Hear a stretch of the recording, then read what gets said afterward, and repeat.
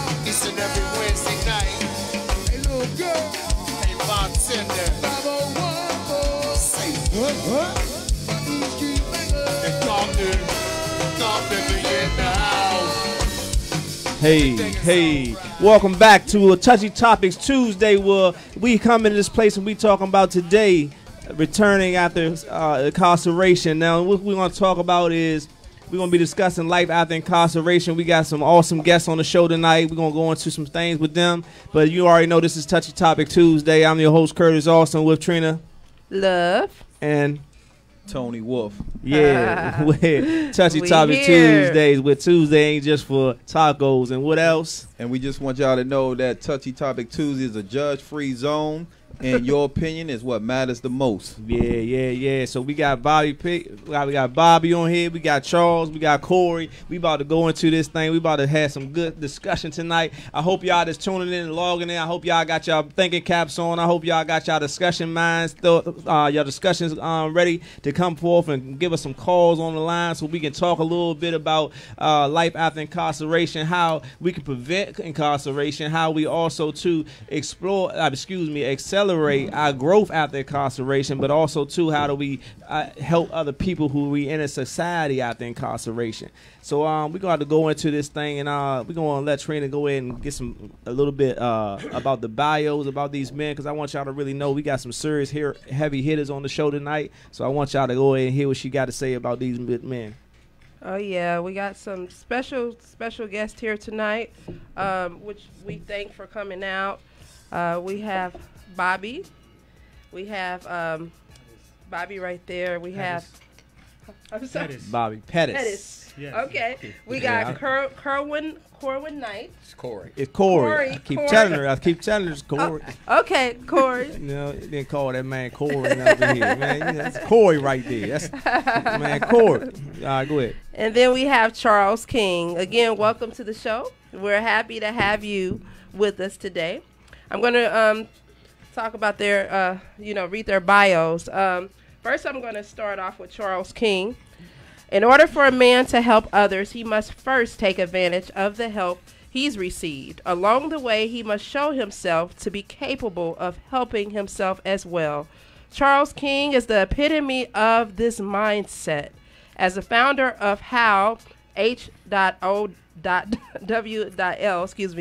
Charles is dedicated to the advancement of disadvantaged people. From birth, Charles has been an overcomer, born with a birth defect to a father who was limited due to drug addiction. Charles and his mother were left to take on the challenge of this world.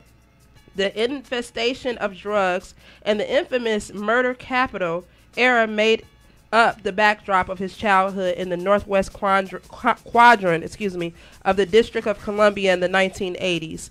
By the age of 13, Charles was arrested for the first time. He would go on to spend the next 3 years serving a sentence for that crime in a youth detention facility as well as a group home. Soon after being released, Charles became a victim of a gun violence. Having been shot several times during the incident, he was left paralyzed below the waist. Despite this major setback, with the help of inpatient therapy, Charles learned to walk again. The grip of the street life was not easily escapable. Charles would go back to the streets. This time, he would find himself charged with gun and drug possession. This landed him back in the same youth detention facility where he'd been detained at 13. At 18, Charles returned to the streets with a mindset still anchored in the street life. As an adult, the stakes were higher in the streets, and so were the perceived rewards from that lifestyle. Charles began to sell a large amount of drugs and brought in a large amount of money. The prosperous times would come with the cost. At the age of 21, Charles found his mother murdered in the basement of his grandmother's house. Within 6 months of her death, Charles was indicted, arrested, and tried in federal court. After the second trial, he was sentenced to 211 months of jail time. In 2015, Charles returned home with a reformed mindset. He quickly gained employment. Service jobs with Giant and Premium Beers were the beginning of his new life as a working man. Those jobs satisfied his financial obligations. Those jobs will allow him to help himself. While helping himself, he knew he had an obligation to help others. That obligation weighed heavily on him and compelled him to put a focus on changing the lives of youth across the District of Columbia. He is currently serving a residential counselor and family engagement specialist with youth involved with the Department of Youth Rehabilitation Services. Those titles don't encapsulate who he truly is. To those who have been helped by him, he is an angel. Wow, that is phenomenal, Charles. We are so happy to have you on the show. Yeah. That is a very, very deep story. And God is great. I'm glad you rose above everything that you went through in your life. Yes, definitely I want to say something before you move on to your next bio too. So how it also means helping others with life, and definitely it's definitely is a staple in the city. Also with Corey, he has also another foundation which really is a staple in the city as well, the Hope Foundation as well. So you're gonna read his next. Yes. Okay, we're gonna try to condense some of these things so we can have some time to get someone into our discussion. Okay, but definitely touch on the high points. All right. Okay. I'm just gonna say, is it okay if I start with the second? Okay. Mr. Knight's strengths lie in authentic and common sense approach at translating complex concepts and issues. In addition to several certifications, including recovery, coaching, and parenting, he brings a unique expertise of having the lived experiences of facing major life obstacles, overcoming them, and the ability to translate personal experiences of restoration in a way that is universally identifiable and applicable. His experience is incredibly insightful. He has the ability to paint a living picture that connects to the heart and soul. Because of his authentic role, peers find him relatable and come to believe in an inner wisdom of the listener, allowing them to make the mental leap from their current circumstance to a vision of a better life for themselves. Corey has accomplished being in recovery and clean from substance abuse for 13 years. He has become a certified life coach and has just begun a new business, Community Cafe Express, in the community. The new venture is a catering company that will be used as a training ground for at-risk youth to learn culinary and hospitality skills. He also has District Water Company DC purified water business, which keeps youth in the community safe and working while providing them leadership and other opportunities. His objectives are to decrease the number of youth becoming incarcerated or not completing high school. That is amazing. Thank you, Corey, for being on our show. We are so happy to have you here. Yeah, I can't wait to hear for him to tell you about that cafe. That DC lemonade. You know what I'm saying? Y'all don't know about that. Y'all about to know about that in a minute now. I'm telling you. Well, go and give us a little bit about Bobby real quick. Yes. Last but not least, we have Bobby. Bobby is 39 from Washington, D.C. He moved to Virginia in 1994 due to him getting in trouble. He got locked up in Virginia in 2002 and was sentenced to 26 years, 10 months for conspiracy to distribute crack cocaine. Due to the change of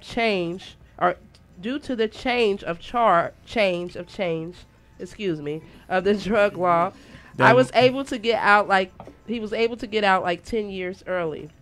He came home in 2016 and started working for a better tomorrow.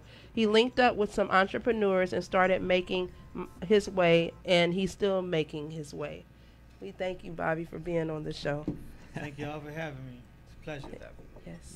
Yeah, we definitely are grateful to have y'all heavy hitters on the show tonight. We got Most the King definitely. tonight, and we got Bobby making a way. You hear what I'm saying? So we gonna do this thing like we usually do. We're gonna get right into our conversation. So basically, we talking about life after release. So basically, like, everybody on our panel today have either experienced directly or indirectly incarceration. With that being said, incarceration affects all people. When you have a loved one, you have a family member, you have someone that you care about that's incarcerated, you might not be incarcerated, you're still doing time with them. So incarceration spreads all the way across the board. It affects all type of people, whether directly or indirectly. But we're talking about life after release. So when people come home, how do they adjust? What do they do? What are the roadblocks? How do we prevent those roadblocks from hindering the growth, from hindering the progress of those that are returning back into society? How do we take the stigmatism off where we don't call them convicts or ex-offenders, where they're returning citizens? Because the reality of it is that we never lost our citizenship. Amen. Yeah, I can say it like that. So now, with that being said, let's start. Who ready to kick this off? Who ready to grab the ball and let it run with it? Okay, well, the first question I'm just going to throw out there is, upon coming home, when you first came back into society, whoever want to answer it, what was the first major hurdle that you had to overcome?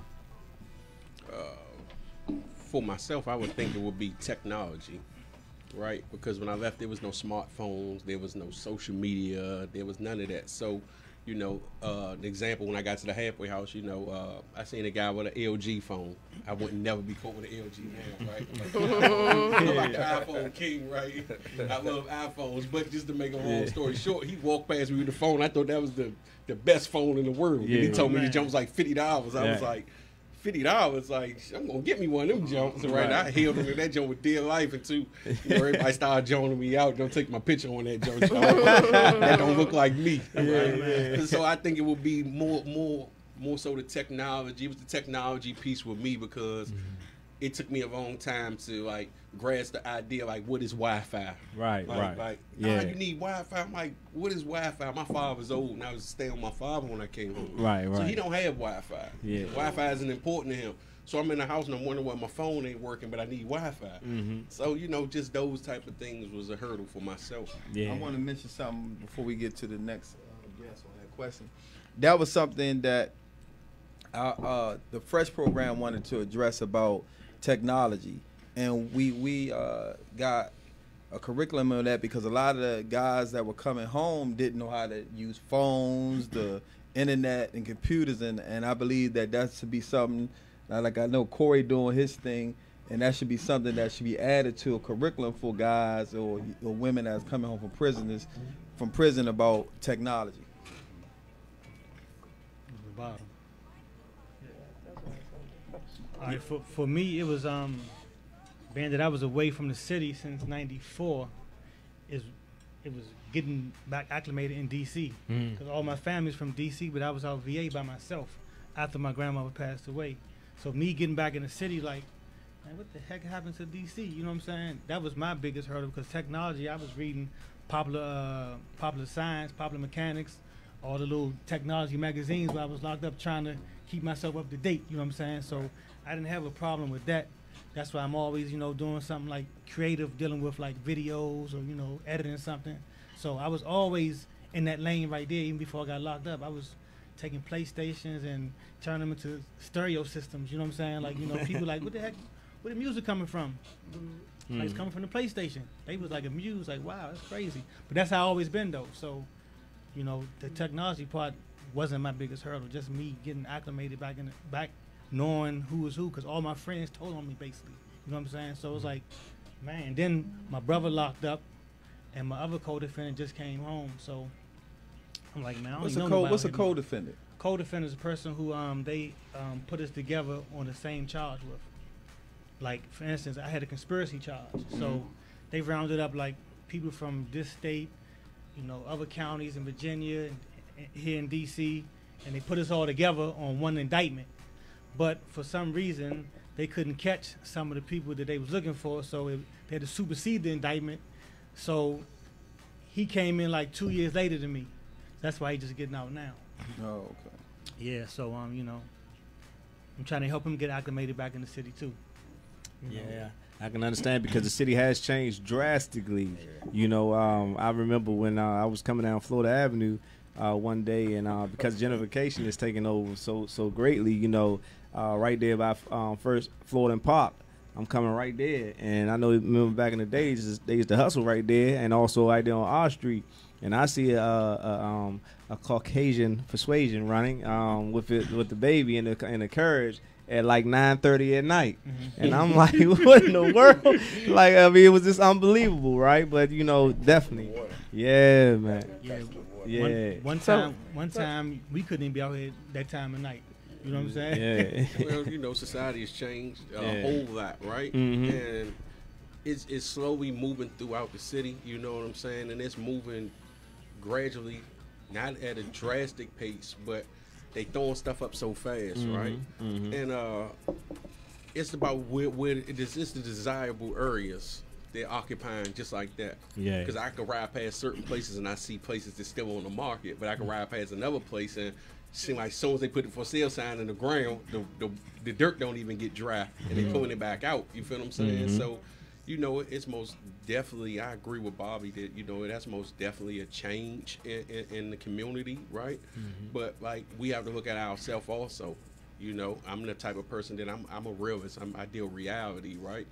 I'm all for that stand up and go to war if somebody took something from you, right? Or somebody violated you. And I've been knowing Curtis for years. Like, I knew him before I went to prison, and I made that clear before before we went on air. That it's funny that I'm looking across the table because I knew Curtis before prison. I met Bobby in prison.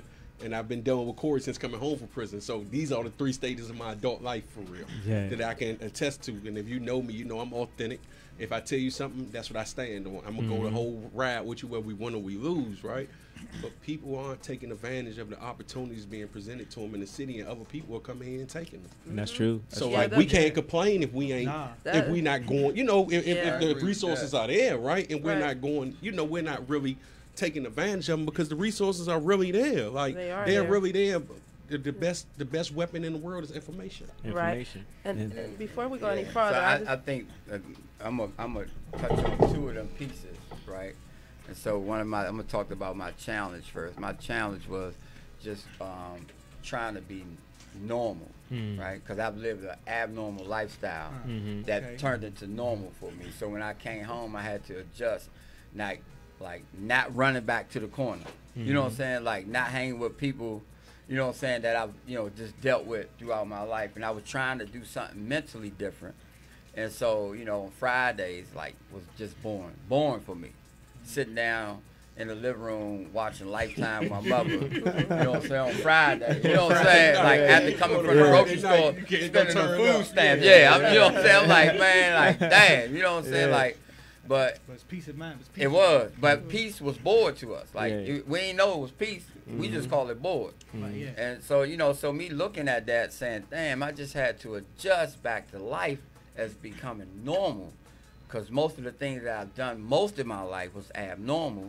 And so now that I see stuff, everything is abnormal that's going on around us.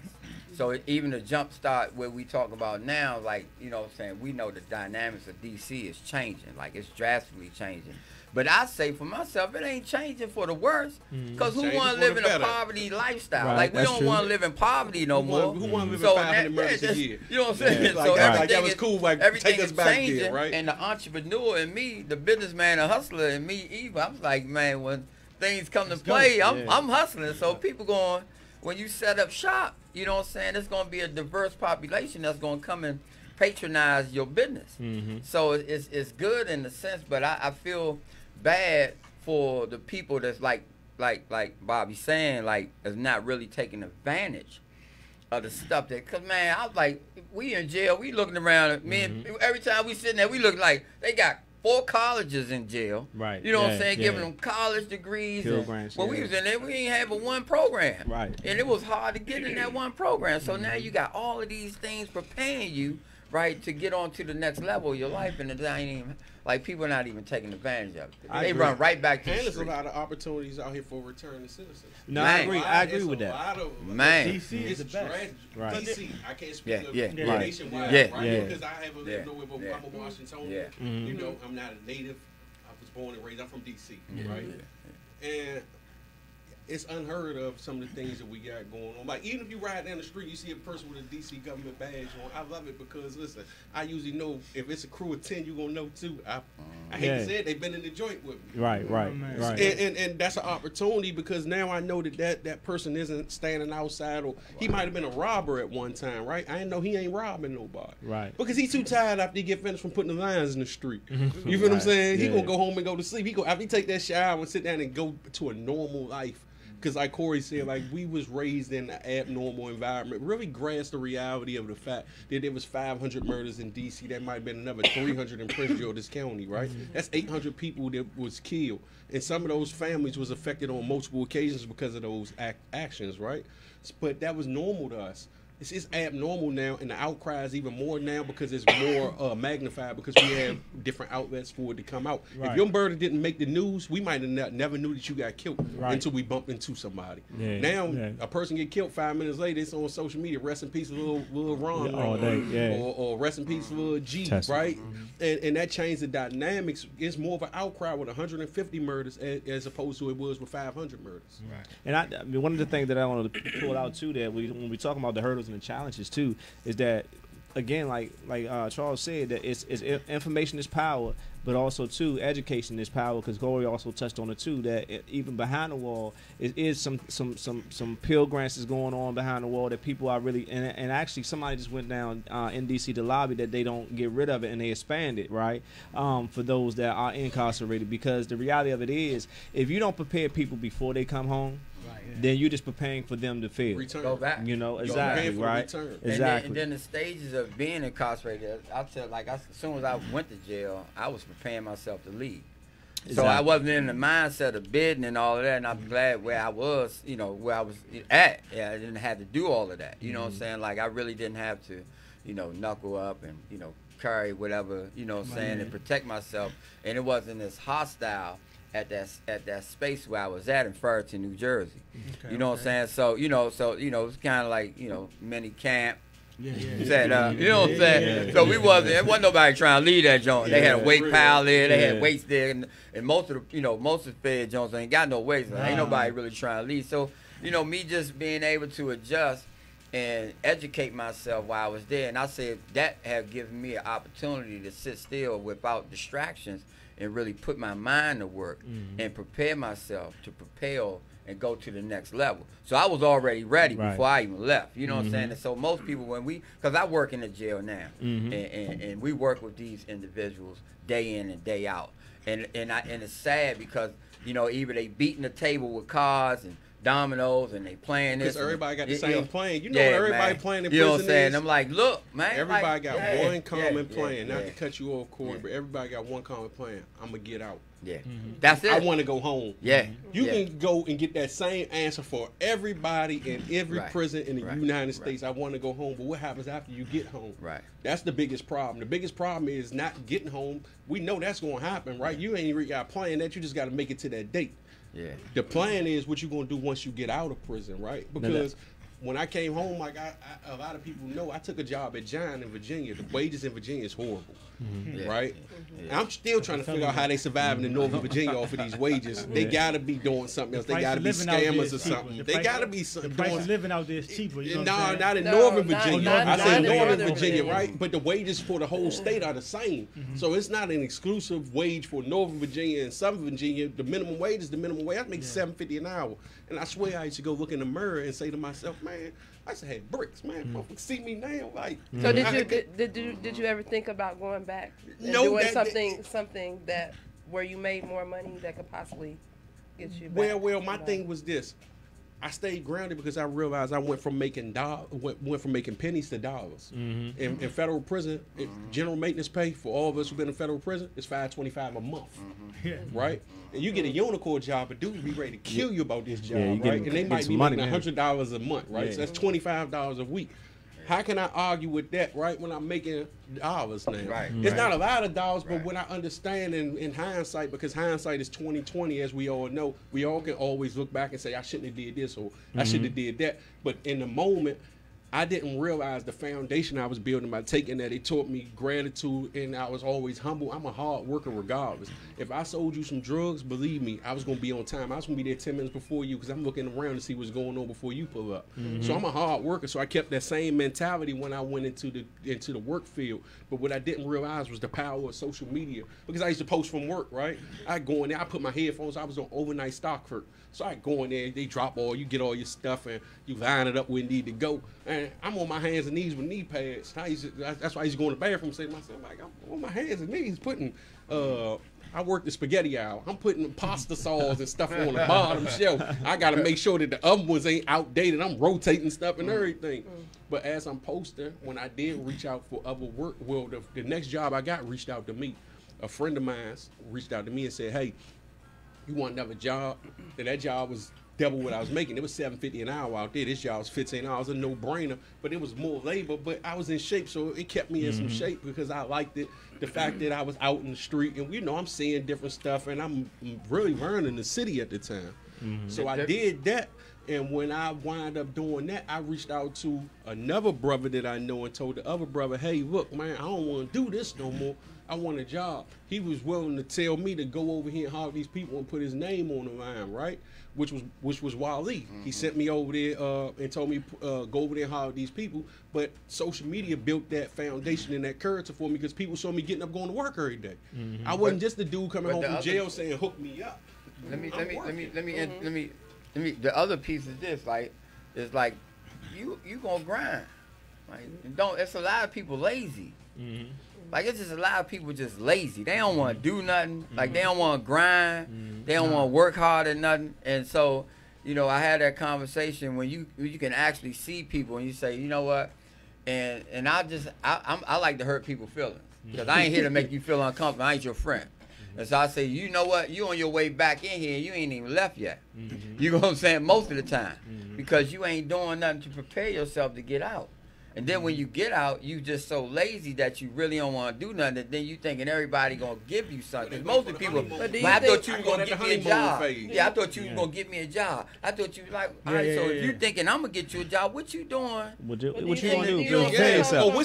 So one of the things that because I've been in the jail a couple of times with Corey too, and I've seen how you talk to the brothers over there over the CTF. But one of the things that I like, one of the slogans that Corey always says too is that I didn't change my hustle. I just changed my product. That's it. So when you think about it, so actually we talk about challenges. We know that we all have challenges when we come home because one thing we're being reacclimated to a whole new environment. That's right. No matter if you left 5 years ago, no matter you left a year ago, no matter you left 6 months ago, something has changed. So you're coming back into a whole new environment. You're being birthed back into a whole new place.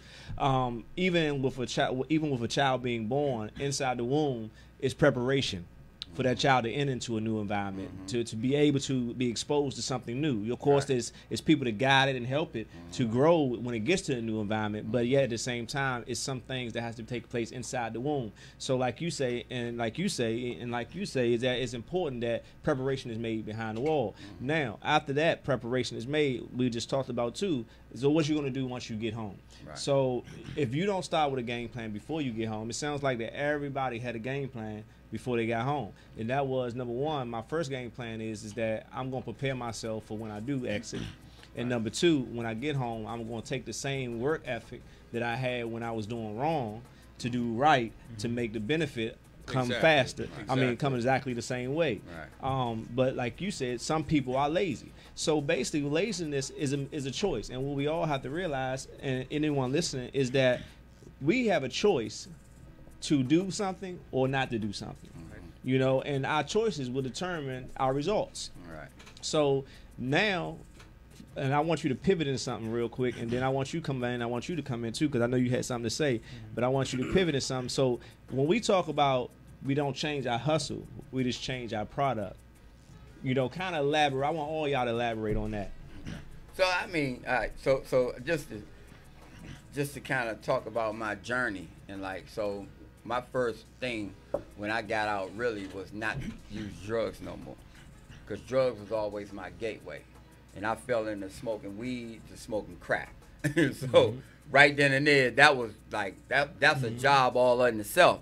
You know what I'm saying? If you wake up every day with no money and getting high all day, you know what I'm saying? You a hustler. I'm hustling. You know what I'm saying? So I'm saying is to say, there you go. I'm saying that to say is that I've always had a grind and a grit in me, and so this was it wasn't never I was never in a space where like I would just sit still and wait for things to come to me. I was always a grinder. And so when I talk about changing my hustle, like even when I'm bottling up lemonade, you know what I'm saying, and I put it on live and I'm cutting and I'm shuffling and I'm cutting and squeezing lemon. You know what I'm saying? So you clear about what you're saying. I'm gonna come get you the barcode. They raise your house. You got a bunch of lemons and sugar up in that joint. You know what I'm saying? But I say that because like I buy a whole case of lemonade. I mean a whole case of lemons, and I slice them and I cut them and I squeeze them. Now, I can do the easy way and go get me a lemonade machine and just let the junk squeeze. But I feel like I like to work and I like to see my product pure. I like a fresh product. Right. And so I want to be able to market something and bring it out as a fresh product. So now people know I make fresh lemonade. That's the marketing piece of wanting to purchase the lemonade.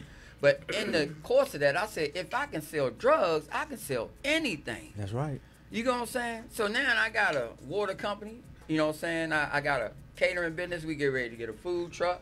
You know, we got the nonprofit. I do T-shirts. I cut out all middlemen on everything that I do. I just cut the middleman out. And so now I got the T-shirt and printing machine. So I used to go buy shirts and let people print them and all. I said, you know what? I'm gonna get on YouTube because YouTube is a go. That's the go. I'm a teacher. So I go on YouTube and I learn how to print and vectorize and you know what I'm saying, to do all of these things to the shirts, and then I became an expert in making T-shirts.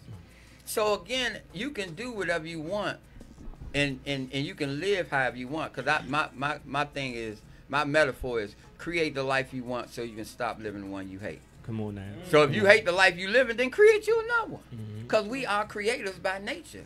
So you just have to put yourself around people that's gonna give you that energy, you know, because I get a lot of energy from Charles. You know, when we together, we be rocking and rolling. You know what I'm saying? We like be feeding off each other's energy. Like we co-facilitate. Like we do a lot when we in the jail. And I love being in spaces where people have grown from. Because I don't want to be the only one standout guy to say, yeah, I did it. Nah, it's hundreds of us that did it. It's 3 of us sitting right here now, or 4 of us sitting right here now, that can share the experience of living through this whole lifestyle and then coming back to life. Yeah. You know what I'm saying? Like, we came back to life, but we've chose to come back to life because we could have went back to easily doing but what we was doing, because I'll tell you, life was really uncomfortable to come home to 6 dirty T-shirts, right? 12 mixed-match pair of socks, 1 pair of jeans. Them Jones stay in the corner by itself. I still had the orange decks on, and my nephew bought me a pair of tennis shoes. Yeah. I'm a plumber by trade, and I'm a licensed plumber. I couldn't find no job as a plumber, and I had an accountability partner say, "What was you working before you came home?" I was working in the kitchen. So he said, "You need to get you a kitchen job." And I went to KFC. And I got me a job. See, so I had to have people around me that was going to encourage me, because if you hang around a couple of dudes and say, yeah, I'm ready to go get me a job. Man, I ain't working at no money. You know what I'm saying? Man, I ain't working that. So you be like, man, yeah. Now my ego going to be playing with me. Most definitely. Saying, man, I ain't working at no money. You know what I'm saying? And so now I'm going to change the game, because I'm going to hang around people that are excelling in life and that want to do something. I can't be around broke people no more, because I'm going to be either the 5th, the 6th, or the 7th broke person. You know what I'm saying? So I'm not going to put myself in the space to, be around broke people no more. I think that the different product method, right? When I read a business book. I always ran a business book, but it was an illegal business.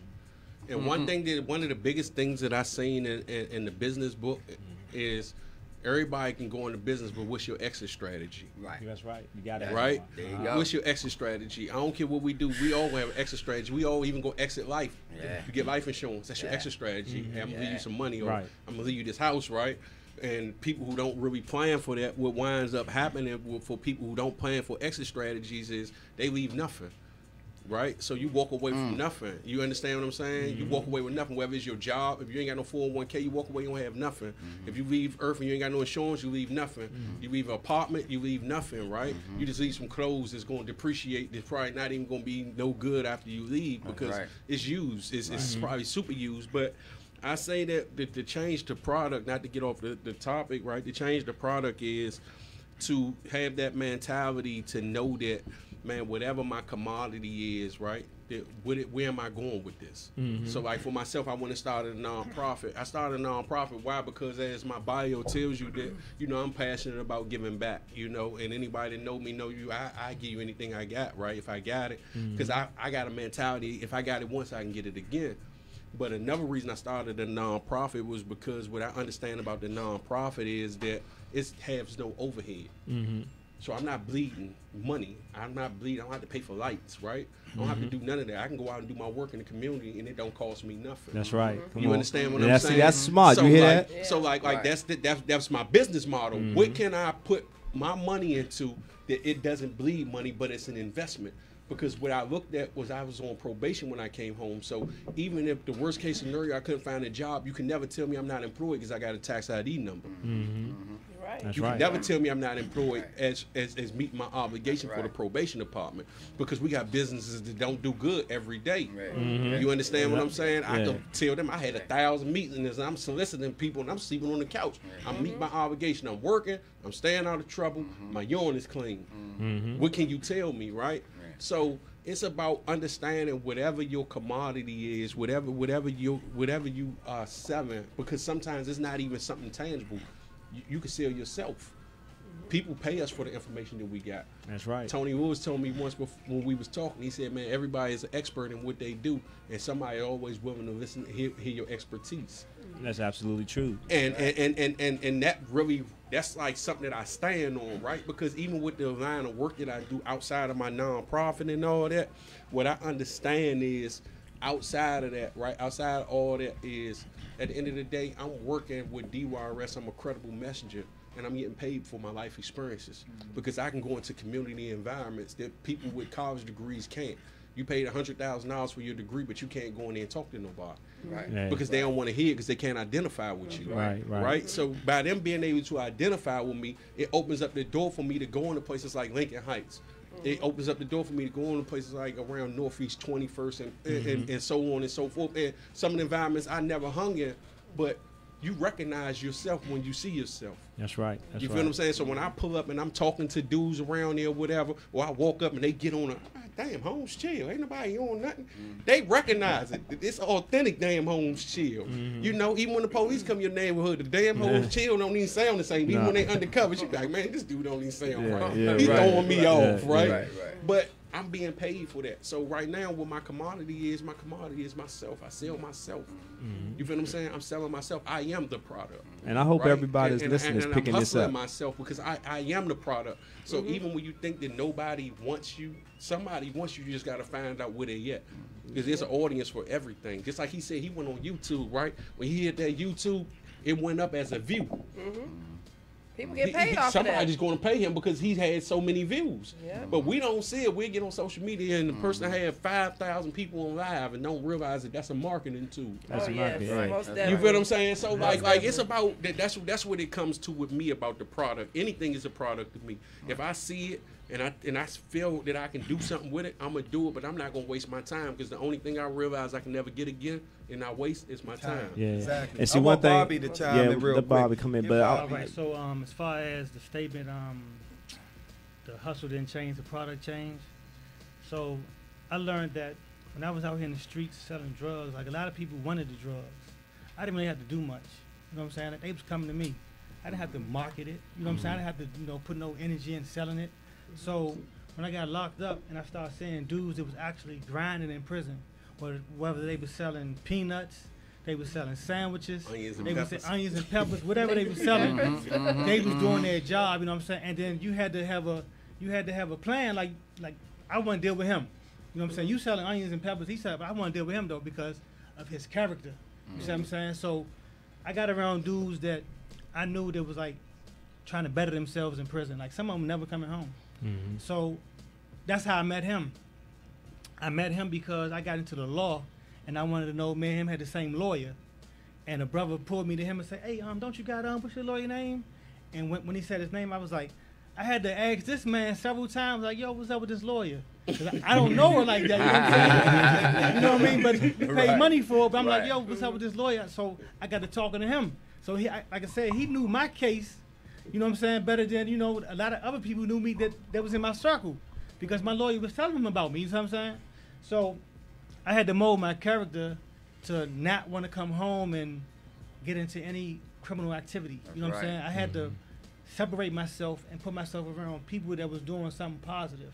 You know what I'm saying? Like himself and like himself right there. So I had to learn how to just stay away. You see what I'm saying? Get out my own way, because like we say, in prison you have a lot of programs for reform, but it's us. You have to really, really want to reform yourself, change yourself. Because they can have classes and people being there, like they say, playing games and listening to music, want to rap, but the person who really want it, those are the ones who gonna go get it. Right. Those are the ones who gonna get it. They gonna take that time and do it themselves, because, like myself, I learned Spanish while I was locked up. But And see, it's something that I use right now. You though. always been different though. Even when we was young, like you always was like this different dude though. But, Like, you was it's like, something I use that as a marketing tool, Yeah. right? Yeah. Because like, even though I'm not Spanish certified, I've gotten phone calls. Hey, we need you right now to go talk to this Spanish family because of little Ray over there and him and Hector beefing, right? Yeah. So I go over there and I speak to Hector and I tell Hector, look, cool out, but his mother don't speak no English. Yeah. Right? I don't charge my agency sometimes for that, because I understand that it's a long run, right? If you charge for everything, then the person starts seeing you as money centered. You feel what I'm saying? And then when opportunities really do come, we don't want to cut them in, because not because they don't want to pay you, they feel like you're greedy. You feel what I'm saying? They feel like you're greedy. Like he said, I met him in prison, and like the law library, I lived in the law library. You don't know how many legal questions I answer for free.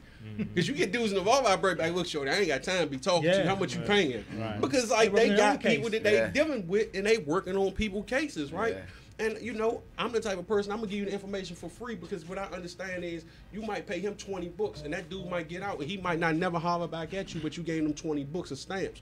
I apologize, stamps was money for people who don't know. I said 20 books. Like we all know, please explain the terminology behind. Stamps was money. A book of stamps was the equivalent of, say, $5 until the value started going up, then the value changes with the market, right? So a dude might give you 20 books, right?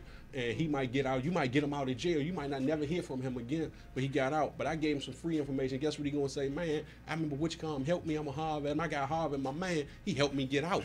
It wasn't like in a business. You gave me your services. I don't owe you anything. Not saying somebody owe me something, but people feel more compassionate and obligated to. And imagine how much more I'm gonna get from a person who probably go home and I got 10 years left, as opposed you got them 20 books. This person might send me $100 every month. So where's the real investment at, right?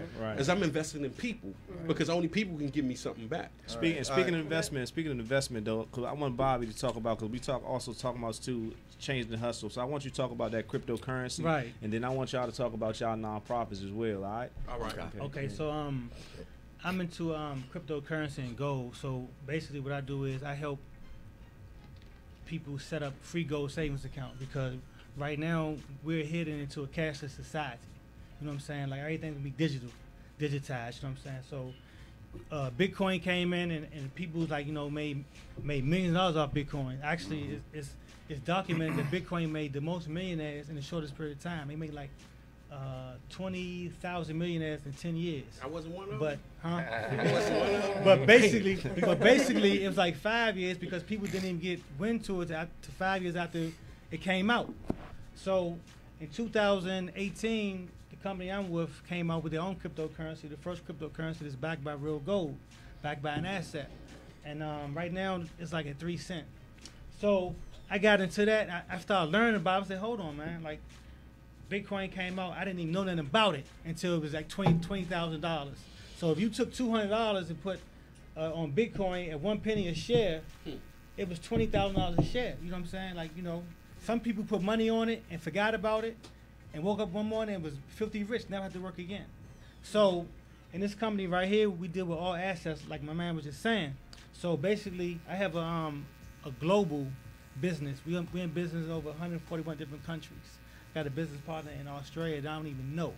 You know You know what I'm saying? So basically what it is that I have an income producing asset, which is my business. So I can get constantly cash flow wherever I go. If I move anywhere, my business is already there. It's going to be me there. So all we do is just help people and give them information to set up a free gold savings account so they can stop saving all their money in the bank, which is ripping them off, you know, from taxes, inflation, and you save in an asset, which is gold, that's going to appreciate during the times of like, what you call it, in times of Inflation. recession. In times of recession, gold outperforms everything, and it's not affected by inflation, and it can't tax gold. So it's like, if you want to leave somebody something, you leave something with an asset. Like you said, you don't leave them some clothes. Or a lot of people think a house is an asset. It is for the bank, unless you're making money off of it. Right. If I buy a house and I live in it, then it's costing me money. Right. But if I'm selling, I mean, if I'm renting it out, or if I'm Right. buying a bunch of houses and selling it, then I'm making money off of it. Right. So what we do is we just try to tell people, look, learn about assets and liabilities. Get you some assets. You see what I'm saying? This is free. And this is free knowledge. I'm not getting paid for telling people, but the company rewards us for helping people save their money. So this company business model is like none other. I get paid for helping people save. You see what I'm saying? That's big right there. You know what I mean? And that's not even with the cryptocurrency. The cryptocurrency is the part where you decide to get as many coins as you want to, and you just sit back and just let them grow. I get two of them joints. You know what I'm saying? Real That's talk. right, You know what I mean? Yeah, before I like something. Go ahead, bro. before y'all get into y'all nonprofits, I just want to give a shout out to a gentleman named Chris Wilson. I don't know if y'all ever heard of this guy. He from here, right? Yeah, he's from here, but he lives up in Baltimore now. I got a chance to meet this amazing gentleman.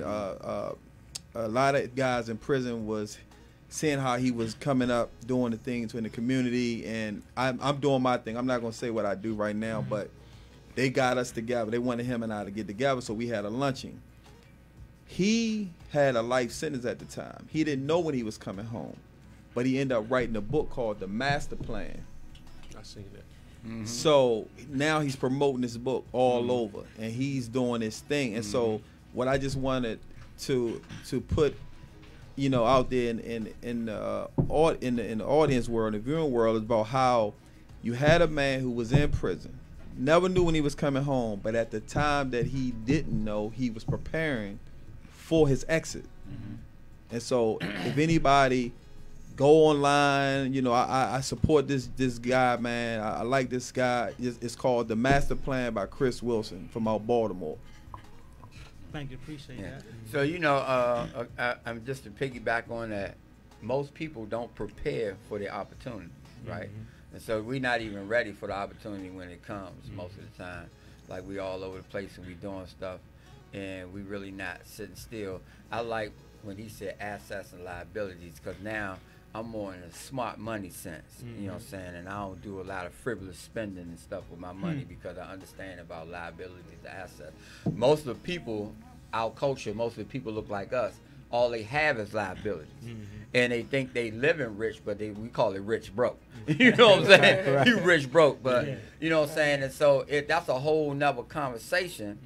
But it's important for us to understand about liabilities and assets. You know what I'm saying? Because these credit cards we got, liabilities, the cars we drive, liabilities. Most of the stuff that we have are liabilities.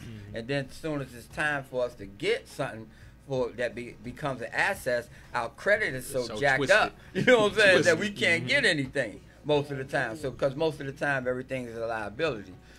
So, you know, us going into this era now is like I've been able to educate myself and be around people that educate me on these certain things about these certain aspects and these certain pieces about life. Because there's different pieces that we live by in life. Like you can live by the have and the have-nots. You know what I'm saying? The people that work every day and then the people that hustle every day. And so, you know, so I've learned how to work to hustle. You know what I'm saying? Because most of the time, most of my money has became money for me to invest in myself.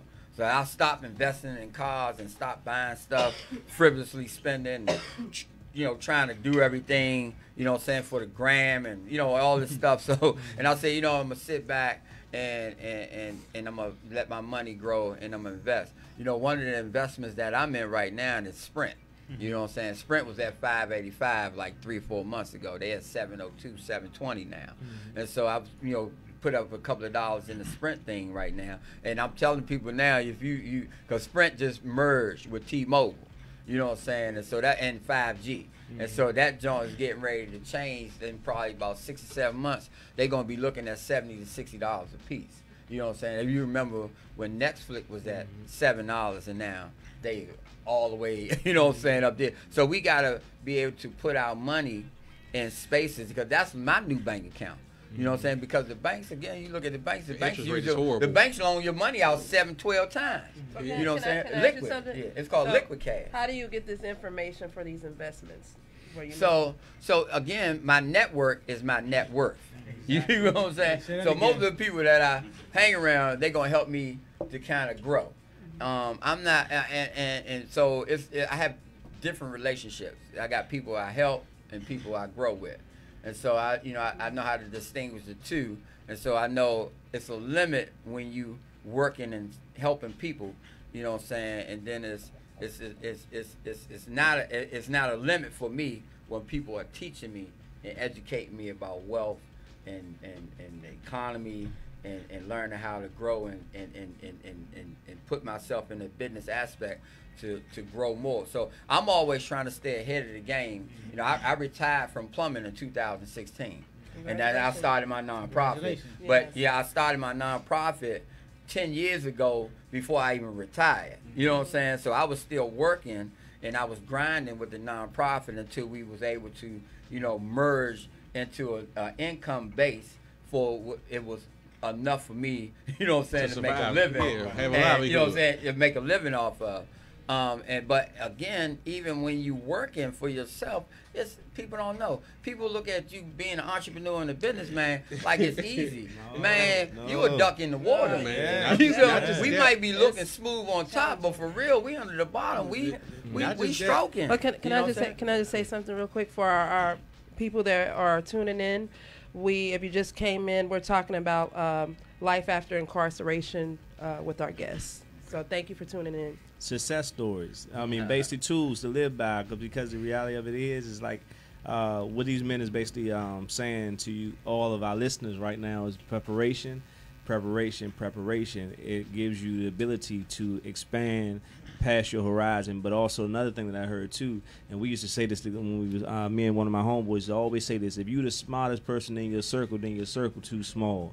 So definitely connecting yourself with other individuals that your net worth becomes greater is important. That's right. Because education is important as well. You know, That's right. if you don't know something, like I found, this is what I have found, what stunts a lot of people's growth too, right? A lot of people's success is hindered because they never say, I don't know.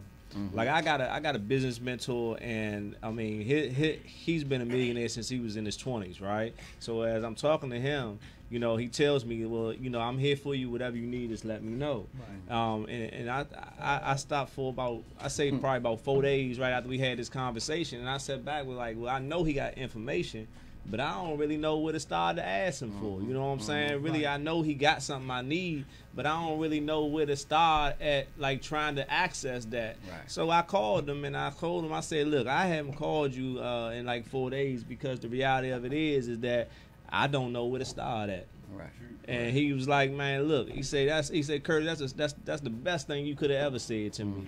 He said, because see, what you told me is that you know where your destination is. You just don't know how to get from point A to point B. That's right. So now I can't teach you what you already know, Right. but I can show you what you don't know. That's right. So Exactly. now you tell me I don't know how to get from A to Z, then now I can show you the steps to get to A to Z. You know what I'm saying? And that's how you determine who was really there, that who you supposed to be helping, Right. but who you supposed to be growing with. You know what I'm Yeah, saying? right. And people, men, I'm gonna say men. You know, we have to get out our way, especially men that come home like, oh man, I got this, so I got this, so I can do this. You know what I'm saying? We got to get out our own way and be able to Ego. say, look, I don't know. You know, I don't know because I mean, look, man, listen. One of them, when I first just going a little back, and I'm gonna get off the mic, but when I first walked into a daggone Royal Farms or something like that, and I go up to the thing and I say, "Let me get a six wings and some tater wedges." Lady look at me, say, "Sir, you got to order from the keyboard right there." The kiosk. So I'm like, "For what?" I mean, like that's how they do. Like so, I'm standing at the thing. And I'm pressing buttons and don't know what to do, but at the same time now I'm feeling a little embarrassed. I'm starting to sweat and everything. You know what I'm saying? Girl next to me waiting for me to hurry up, and I'm like, Grunting and huffing and puffing behind. you know. And I'm like, man, what the world? You know. Then I finally figured it out, and I was like, shh. I ain't had to ask nobody, but my pride didn't say, look, I don't know how to use it. Right. You know what I'm saying? My pride wouldn't let me say I don't know how to use it. So, you know, basically, like, man, we don't access education sometimes because education is right in front of us, but because we don't open our mouth and say I don't know how to use it or how to access it, we don't give the person the opportunity to help us out in the manner. Right. But why do you think that is? Do you think that's fear, conditioning? Fear, I pride. think it's a whole lot of conditioning, right? Because when you outside in the environment, especially coming from some of these urban environments and doing some of the things that we've earned hands-on. It was hands-on training. Like nobody took you in the kitchen and said, "Hey, this how you cook this coke up, or this how you cut this dope," because that's somebody's job. Somebody they gonna charge you for that, right? That's knowledge that they gonna charge. Hey, I'm gonna cook this up, but hey, go ahead, wait for me in the living room, right? They didn't got overs on your stuff. They didn't do 25 grams of baking soda in the bag, right? And they then took a 62 and turned it into a 95 and gave you back 62 and walked away and still charge you, right? It's a hustle. Education is a hustle. You feel what I'm saying? That's why you got to pay to go to college. If it wasn't a hustle, then they would just say, "You come on to college, we're going to give you this information for free so you can be successful." So, like, being as though it's a hustle, I think that it's a condition. I think it's a condition from the way that we was raised, a lot of the environments that we came up in, especially once crack hit the United States, especially in this area. Once it hit, it was just, hey, we can do this, we can do that, we can do this, we can do that, right? And it was real fast. Everything was moving real fast, but nobody never was really sat down and show nobody nothing. So it was all trial and error. You know how many dudes I know went in the kitchen and messed up a lot of stuff? You feel what I'm saying? Couldn't regroup because they didn't know what they was doing. Wouldn't it just made more sense to say, "Hey man, hey, can you show me how to do this?" Because you had dudes who would actually sell that skill. Because I'm using that as a commodity, not getting on that topic, but using that as a commodity. Dudes were selling that skill, and you got to pay me $500. I'm only gonna show you once, right? You know, and it's a business, right? And if I'm lying, correct me. Because you got dudes that, man, that's their hustle. Just like if you were selling, for instance, you were selling heroin or something. Person gonna tell you, "I go to the table for you. I got you. What you want me to put on it?" You feel what I'm saying? And they gonna go in there and they gonna have all the tricks in the trade in the world for you. Now, so you can't come in here and want you get a table habit and put the mask on and then throw something up under the table on you, right? So like you gotta be aware that knowledge is power, and no matter what you're doing, dude, to take some baby oil and put it with your PCP board. Yeah, that's right. You feel what I'm saying? The baby oil gonna flame up just like PCP. So it's part of the game. So we've been conditioned to the point where we don't ask a lot of questions, but we want the results. But I'm gonna switch lanes for about 2 seconds, right? And so one of my and what I teach now, and I try to stay up on this topic as much as possible, is because when she read my bio, it said 13 years, right? And that was, I should have changed it, but it's 14 years. Monday, yeah. It's a whole damn year. Yeah, it's a whole damn year. I ain't gonna let that one go by. Don't leave the months on. 14. So and I count them 14 years because that's one day at a time. Right, for me, right, that I ain't used no drugs, no alcohol, I ain't been to jail, like I ain't done nothing wrong, I've been clean for everything. And so, that's 5,113 days if you want to be exact. The whole number, right? Because I'm a one day at a time person, right? That's how you do it. But I'm glad that I was introduced to the program, is because most people don't understand about the disease of addiction, right? And all of us suffer with it. Yeah, we right. Whether any shape or form or fashion, and so most people's lives are directed by this dis-ease, right? And it ain't the disease, it's the dis-ease. And so all of us suffer with it. So we are chasing things outside of us because we settle with something that's called a dis-ease. All right, I got I'm just- no, I had to go I ain't there. saying that now. Okay. It's questions are coming in, but Okay. this question just came from a young lady. I Okay, definitely you got to gotta raise say- this. This gonna bring Yeah. this like take your coats off, everybody. So yeah, this right here about to get heated. So Lakeisha said, how would you know if a man that was locked up ever messed with another man while being incarcerated? Man, the truth be told, right? It's listen, truth be told, when it comes to that, being from our area, listen, it's and I'm gonna say DC, Maryland, and Virginia with this, right? Because if you go anywhere on the East Coast in the federal system, we are the biggest population of any geographical location in the world. I'm saying the world, right? And remember what I'm saying, the world. We know how big the world is.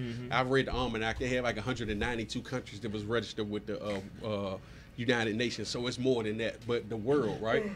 The way that you would know is because somebody else already know. That's the You truth. understand what I'm saying? That's the You truth. just ain't met the person that told you yet. You feel what I'm saying? Like you ain't. And then Gotta be sometimes patient. you got to be careful with that, right? Because sometimes a dude might be transparent with a female, and then you walk up on her and say, "Hey, man, you know the dude was messing with Joe Blow," and she say, "I already know." You feel what I'm saying? Now you look like what we would say a hater. All right, so I'm gonna let This is everybody know from the right now. correctional We have corner. we have a former correctional officer here for y'all. Special, but two of them. This is the correctional we got corner. Two of them, the dynamic duo. So they want to speak, tell you a little Like something. twins over there. Yeah. Man. And I'm like this. Have you ever caught somebody in the buck, officer? You know I did. Don't play with me. You know I did. So that's a question that I already know. You know I caught people. This is my thing dealing with this question because I did. My name is Knuckles, Wilbur Knuckles. I'm the vice president of MIXXSTATION with my brother here. And it's good to see y'all cats, man, Likewise, on this Will. side. You know, especially my two brothers who I didn't know at first. Took me a whole hour to figure out. Man, I remember sitting there writing that passage. But you know, that's when I first saw them again after all those years. Yeah. But after doing 21 years and seeing how, especially in that area, I think the culture of women today is different from the ones when I first started. The ones now don't even care. They don't even care Yeah. if the guy is bisexual. You know, right. It's like right. So it's like I would say that most of them, especially in the visiting room, they don't care. They really don't, because it's the way society is now. Yeah. You know what I'm saying? Everybody do what you want to do, be what you want to be, and I'm not a fan of that. But hey, enjoy themselves. You know, because it all ends up, and we already know that, especially the ones on the others on the Christian side. You know, you just have to, you know, with the women, for them to know, if they know. They know. Women have an instinct of knowing what the real deal is. Yeah. They don't need to ask nobody Yes. what the problem is or what the issue is. They know. And if they want to ask you to do, might say, yeah, I did it. Yeah. I was in prison. That's what I did. Hey, and that's what I mean by, You like, know, so it is you what get a it guy is. like me to walk up and might, you know, I don't know the female, but you know, I might be in just saying, man, that ain't right. You feel what I'm saying? Like, and then I say, hey, man, you know that such and such was messing with such and such, and now you looking at me crazy. Now when you go home and talk to your girlfriend, you gonna tell her, oh man, that dude Charles, he a cold-blooded hater. You ain't telling what I'm hating about. Yeah. You Right. gonna tell that off, right? Yeah. I'm just a hater. And then you know your girlfriend, she with you, right? So she popping that bubble gum on the other end of the phone, and then she get on social media, Charles hating ass. And post a picture of me, right? I didn't went viral for being a hater for trying to tell you some good information, what I thought was good information. So that's, I mean, I think that will like answer the young lady's question. I hope that covered her question. You know, I hope that was the good best enough. thing to do is just ask too. Yeah, You yeah, know? that's it. Yeah. Just ask, That's and, it. and hopefully that person will be honest with you. But you said it though, because you just ain't met the person that know. Because I'm gonna be Right. honest with you, right? So when I was down Lawton and I was over youth center, So it was dude there who was messing with one, right? And I said back then, you know, if I ever see you on the street and you with a girl, I'm gonna let her know that that's what you do, right? You know? Yeah. So years later though, when my life had changed and I wasn't in the same me no more, you know what I'm saying? I end up running into this guy again.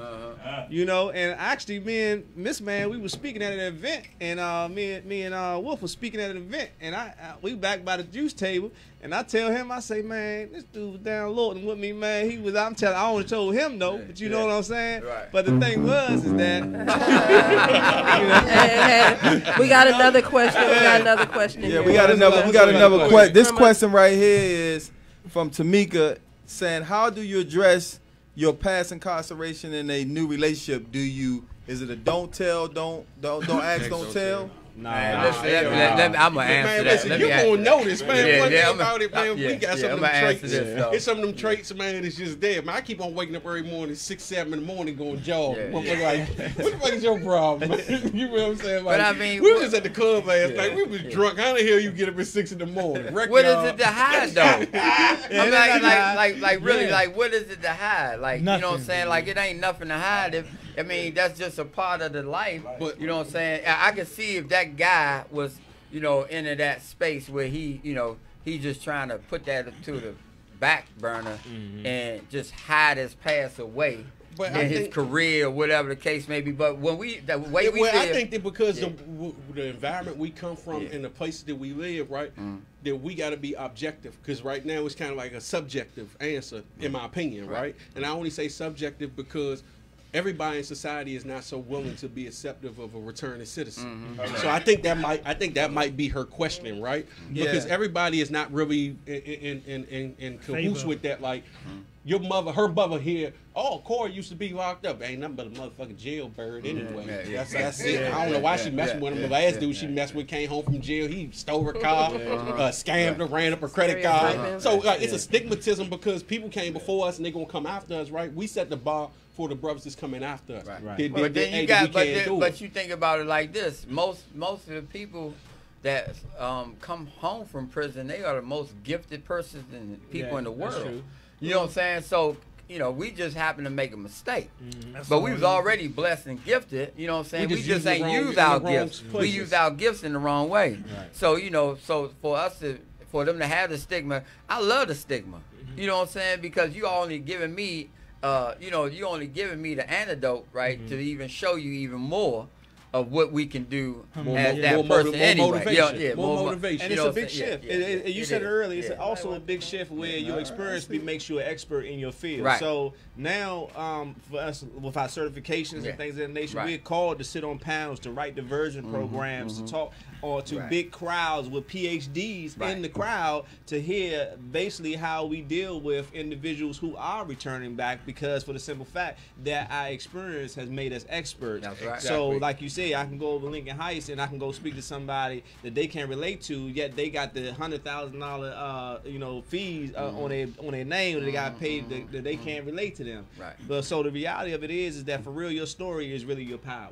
Right. You know, if you hide your story, then you hide your power. Because that in particular, like even right now, we talking, our topic is life after release. You know what I'm saying? If you never seen an image of hope, then how could you have hope? That's right. So when I come home and I see all these doors closed in my face, when I hear all these no's, but yet I come across men that has actually not just came out of the prison system, but now go back in the prison system. Each one of us have been back in the prison system to do something behind the wall. When we walk in, it feel good. I mean, be honest, it feel good when I go into prison and the door hit behind me. I ain't got no shackles on me, and I got a badge around my neck, and I'm walking through, sit on the elevator, go downstairs or go upstairs, and then after I've been in there and I speak for about an hour, hour and a half, then I can leave right back out. It feel good. I don't even wear my badge no more. You know, his face is his badge. I don't even wear no badge. He's so established. He coming that jump like this. He coming that jump like a mob boss with me. I feel like I'm going to a club with the VIP my name with me. I'm old, man. Hey, give me my badge. Listen, y'all don't know me like y'all know Corey. Give me my badge. I'm trying to leave, right? I mean, you know, I look at it like if you look at all the like majority of all the prominent men back in the days, like some of them came through prison. Like you can look in the Bible, Right, Yeah. right. you know what I'm saying? And see, like Right. some of the most successful Right. prophets Right. came from prison. Right. You know what I'm saying? So, Mhm. like he said, you know, like we some of us are some extraordinary people, Right. Because the things we went through, and now we're still saying here today. We're Right. not out here walking around with magazines topped out stomach. You know what I'm saying? I seen you with the Like- magazines like- taped to you the other day. You was sweating too. It was like 100 we brought, degrees. like we brought prison, like we brought our prison activities. out Right, here with us, right, you know what I'm right, saying? right. You It's still certain- cooking out the Yeah, you microwave know what I'm and saying? all It's that. certain, Yeah, it's yeah. certain things. Hey. It's certain things that we do Stuffing it up. that might, like he said about getting up in the morning, going jogging. Right, you know what I'm right, saying? Certain right. things that you might, like you want some time to yourself. Like, Yeah, you're like, yeah. why you don't want to do this or that? Look, I just want a little bit of space. You know what Yeah, I'm saying? Like, yeah, you know. So it's certain things that we gonna. It's hard for us to get around. Yeah. You know what I'm saying? But if you put a close eye on us, you can see that a little different. Yeah, know what I'm saying? and you know what I move, mean? and you move Yeah, you look different different, because you know what I of mean? what you've been exposed to. Yeah. Like that exposure is not something that you can get from nowhere else. Right. And I don't want to give it. I don't Right. need Yeah. nobody to go to prison to get this Yeah. exposure, Yeah. right? Yeah. You Right, know, right. Yeah. don't go get the exposure, Yeah. please, Yeah. like, cause it costs, right? Yes, it And does. like it costs to go to prison, but the exposure is the exposure that we exposed to. Because even when we come home, we move different. Yeah, you we true. like we value Right, things that people don't value. People be like, man, you tripping? They be, man, you be on your other stuff. Man, I be riding bikes down to the monument. I jog to the monument. I'm everywhere, All right? So I'm gonna interrupt you on that one, right? There's a Because question for her too, though. we got the questions on that. Okay. Because of the question that this was posed there, I want to ask a question to all y'all. How was it adjusting into a relationship with the woman that came into your life? Why everybody laugh about that one? No. I just laughed because you looked up, right? And the little conversation we was having before the show came on. But hey, for me personally, I think that I'm very understanding.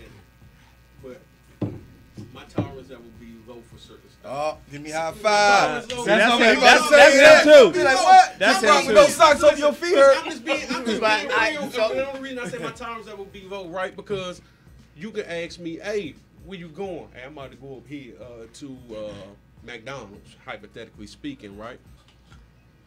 All right, you ask me that every day. Every day I tell you I go get breakfast from McDonald's, right? And then you ask me one day next week, where you going at the same time? Like, man, I go to McDonald's every morning. Don't keep asking me, like, you ain't realize I eat McDonald's every morning at 8:48. I got to have my biscuits set up right. You know what I'm saying? My orange juice to the left, you know, my fork to the right. And that's one of the things that in dealing with females or anybody since I've been home. It's been like a big pet peeve, but more so like because females are more the ones who are going to ask you those type of questions. Where you going? How long you gonna be? Who you was with? You feel what I'm saying? Yeah, yeah. Dudes ain't ask you that. Dude ask you like, hold on, Holmes. What type of time you on? You trying to bring me a movie? You trying to break in my house? You feel what I'm saying? You trying to break in my I'm gonna house? jump on that. I'm gonna jump on that and that question. And so for me, it was kind of different for me. Like when I first came home, I really wasn't into being in a relationship. And because my mentor told me I needed to date my daughter for a little while. You get what I'm saying? Like, because it was easy for me to go do some humping. You know what I'm saying? And then, again, that's an addiction that we would start chasing that would take me off the course of my journey of trying to do what I'm really supposed to be doing. And that can distract me. So, you know, so that was important to me. So now, not only that being important, it was just me learning how to love myself first. Because then I can easily get caught up in the, you know, the looks and the, you know what I'm saying, the shapes and the looks and all of that stuff. And so, you know, now again, my tolerance level is I'm allergic to BS. Like I really am. Like I really am. And the only reason I am because I've come from a hard life that I don't really have room for BS no more. And I'm 50. Yeah. I'm 50. You know, like I'm 50 years old, so it's really limited. My man told my other partner we went to his 50th birthday party at Rusty Scupper. My brother told him, hey, you 50, put your dress shoes on, you on the downside. Yeah. You on the downside of life. But one thing about us though, and one thing about us is that, and I can speak for us. I'm gonna speak for us, right? Is that we love hard. Yeah. Right? We do love hard. That's why we. You know what I'm saying? But in some of that space of loving hard, you got this millennial mindset, right? is that most women trying to gain. You know what I'm saying? Instead of trying to be. I don't feel like I'm not- females trying to. I just don't. I'm Feel, saying I don't some. feel like. Yeah. I don't feel like they're trying to game. I think that the reality is a lot of more of them need to be real with themselves. Yeah. Because like the eye test, right, is a bad joint. Yeah. It's just like looking at a beautiful car with a bad motor. Right. You feel what I'm saying? Right. Like, man, Right. I had that junk, and then they tell you can't test drive the Yeah. joint, right? Then they tell you it's as is, and you Yeah. get the joint. You like, man, this some bullshit. Man, Yeah, I put yeah. all this money, Yeah. but I can't let the joint go because I didn't spend all my money on it. So now I gotta try to figure out how I'm gonna fix it. Right.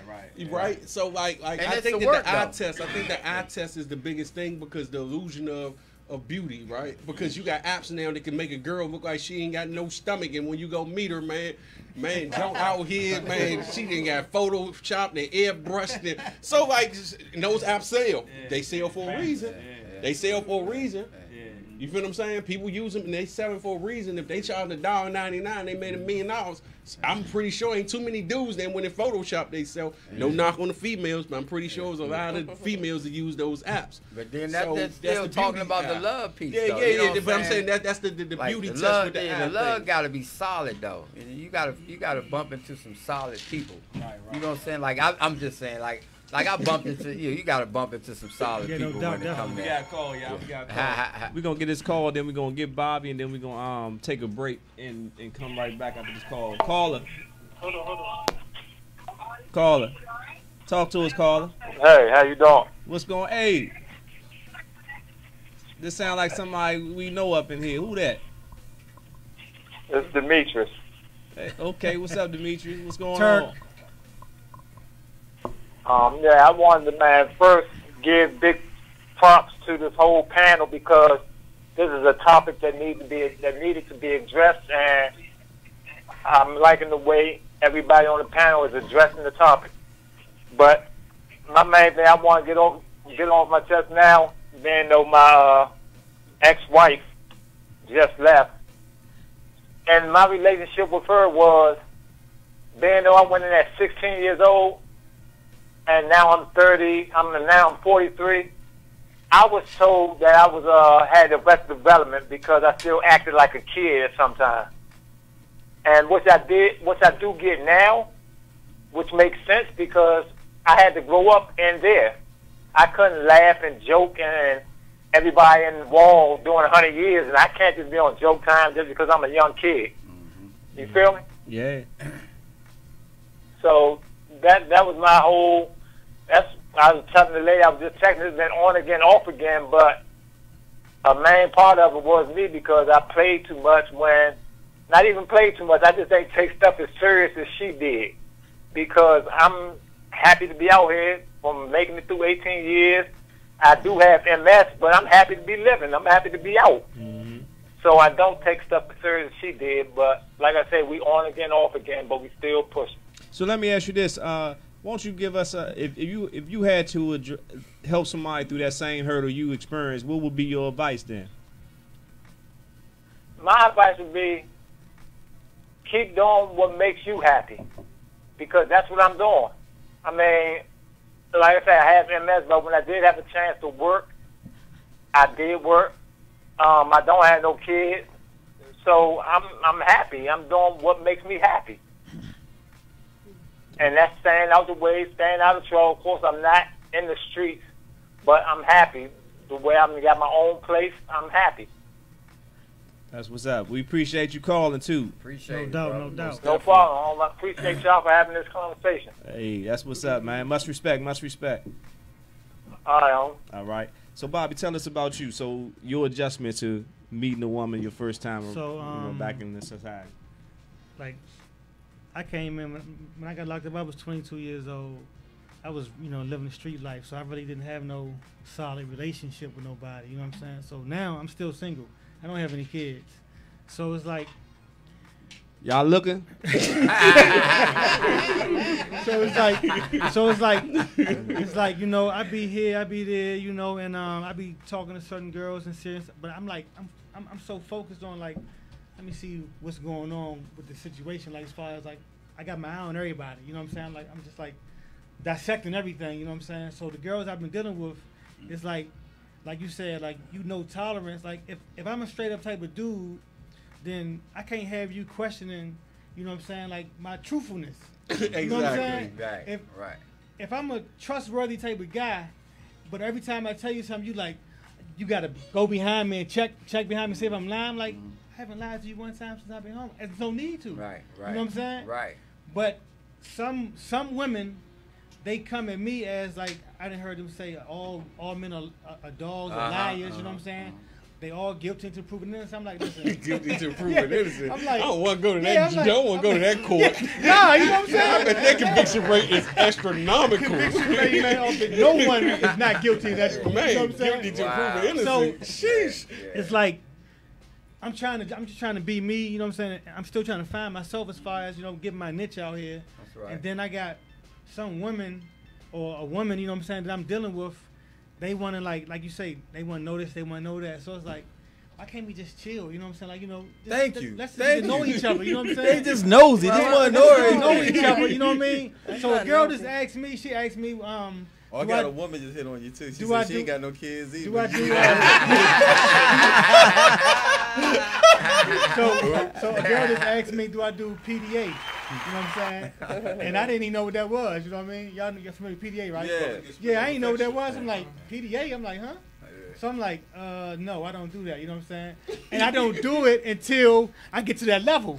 You see what I'm Right, saying? I'm right, not going right, to do it just right, because I know right. you for 2-3 weeks. You know what I'm saying? Not saying, that it's something bad about it, but I'm just like, nah, I ain't really with all He that, got you know standards, what I'm saying? ladies. Look, they popping up even more now. Look at him. That PDA, I'm telling you, listen, in these days and times, a person will hate even more as soon as they know that you're in a happy relationship. Yeah. Like, you would think that you're motivating, right? When in all actuality fact, you're putting the bullseye on your back, Oh, man. right? Because some people don't want some people want what you got. Right. You And feel what I'm they're praying- saying? they're So praying like, your downfall. yeah, some Oh, yeah. people, Trying to whatever sabotage. it take. You feel what I'm saying? Yeah. So look, we're gonna take a break real quick, and we're gonna come back. When we come back, we're gonna talk about some resources, all right, real quick, and then we're gonna get back into some other funny stuff and talk about some other things. All right, come on, All we'll right. be right back in a minute.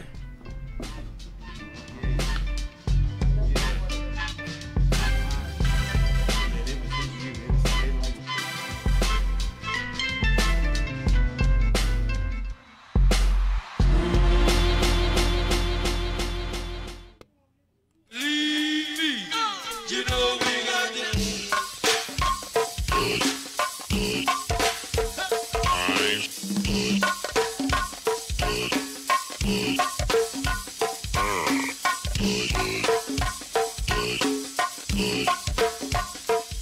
Hold that ride, give me a little bit, hey, give me that beat.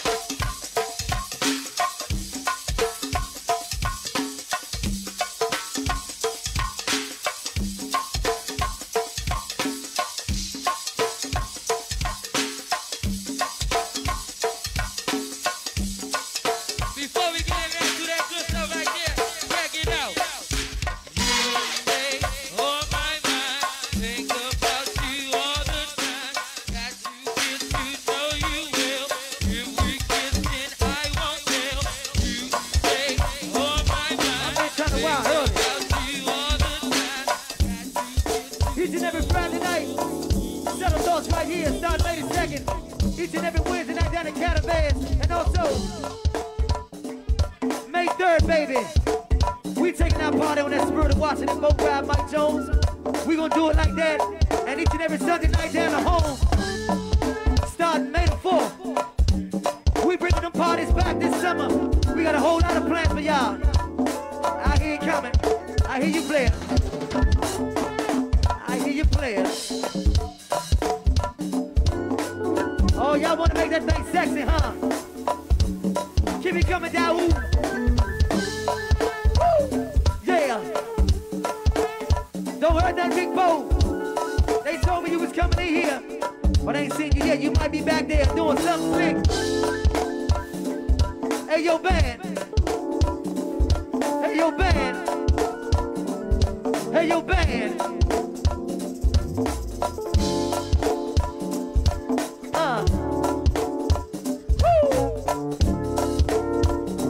Woo.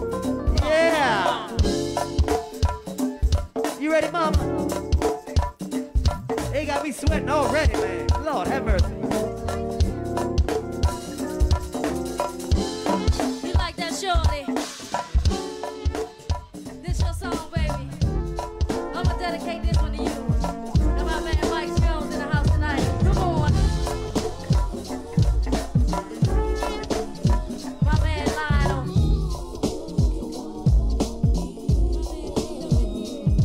Come on.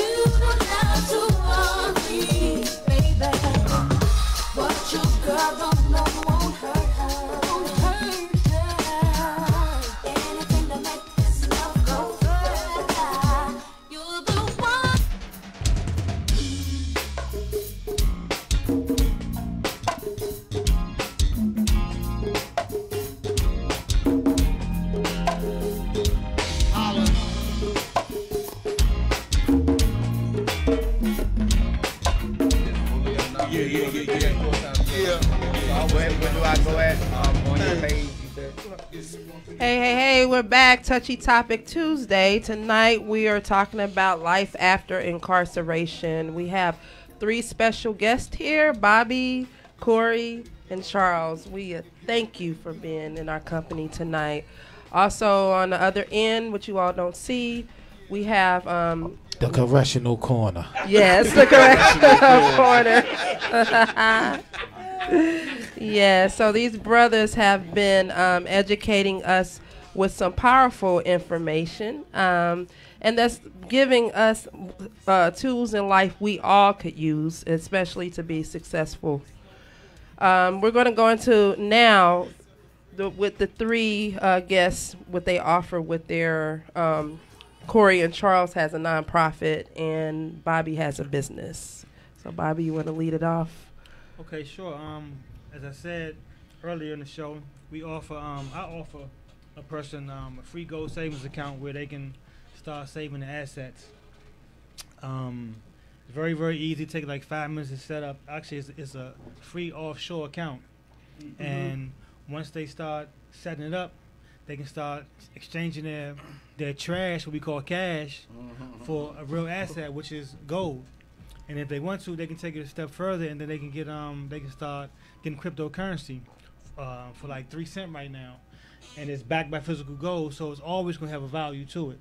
And they have a bank. We have a bank opening up. I think it's end of September. It's the world's first digital currency bank in Miami, and once that bank gets up and running, activated, the person who actually has an account, this will be the first time where the bank fees will benefit the person who has the account, because the bank fees go to them putting more gold behind the coin, and if you own the coin, that means you be getting money off the bank fees. Wow, that's excellent. Yes. That's awesome. You want?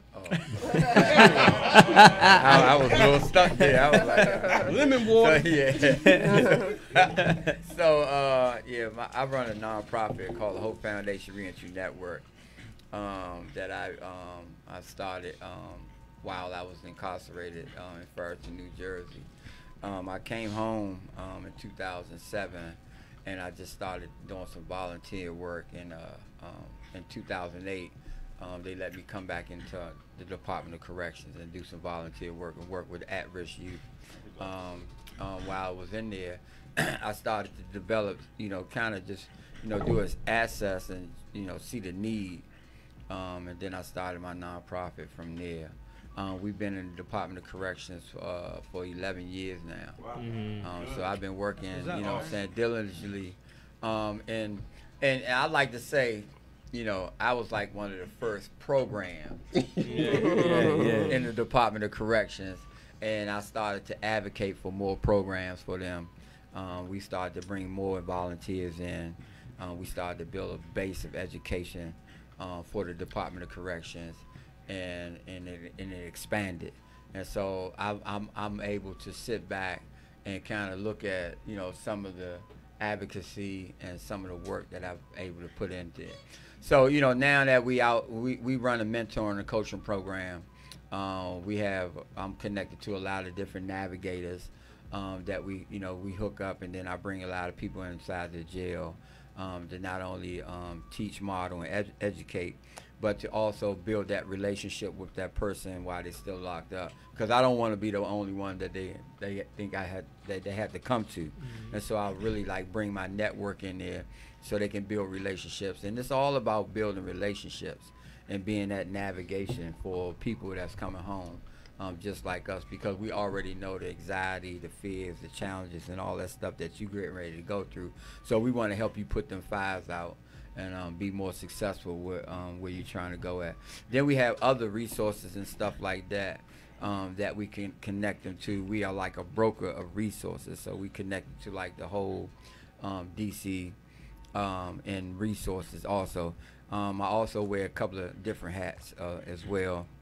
I am the chairperson for the mayor's office on return of citizens as well. So we kind of have an access with the with the mayor's office, return of citizens office, that we're more connected with the base resources and all that. And we just set up a platform, and we also getting the right for felons to be able to vote while they're incarcerated.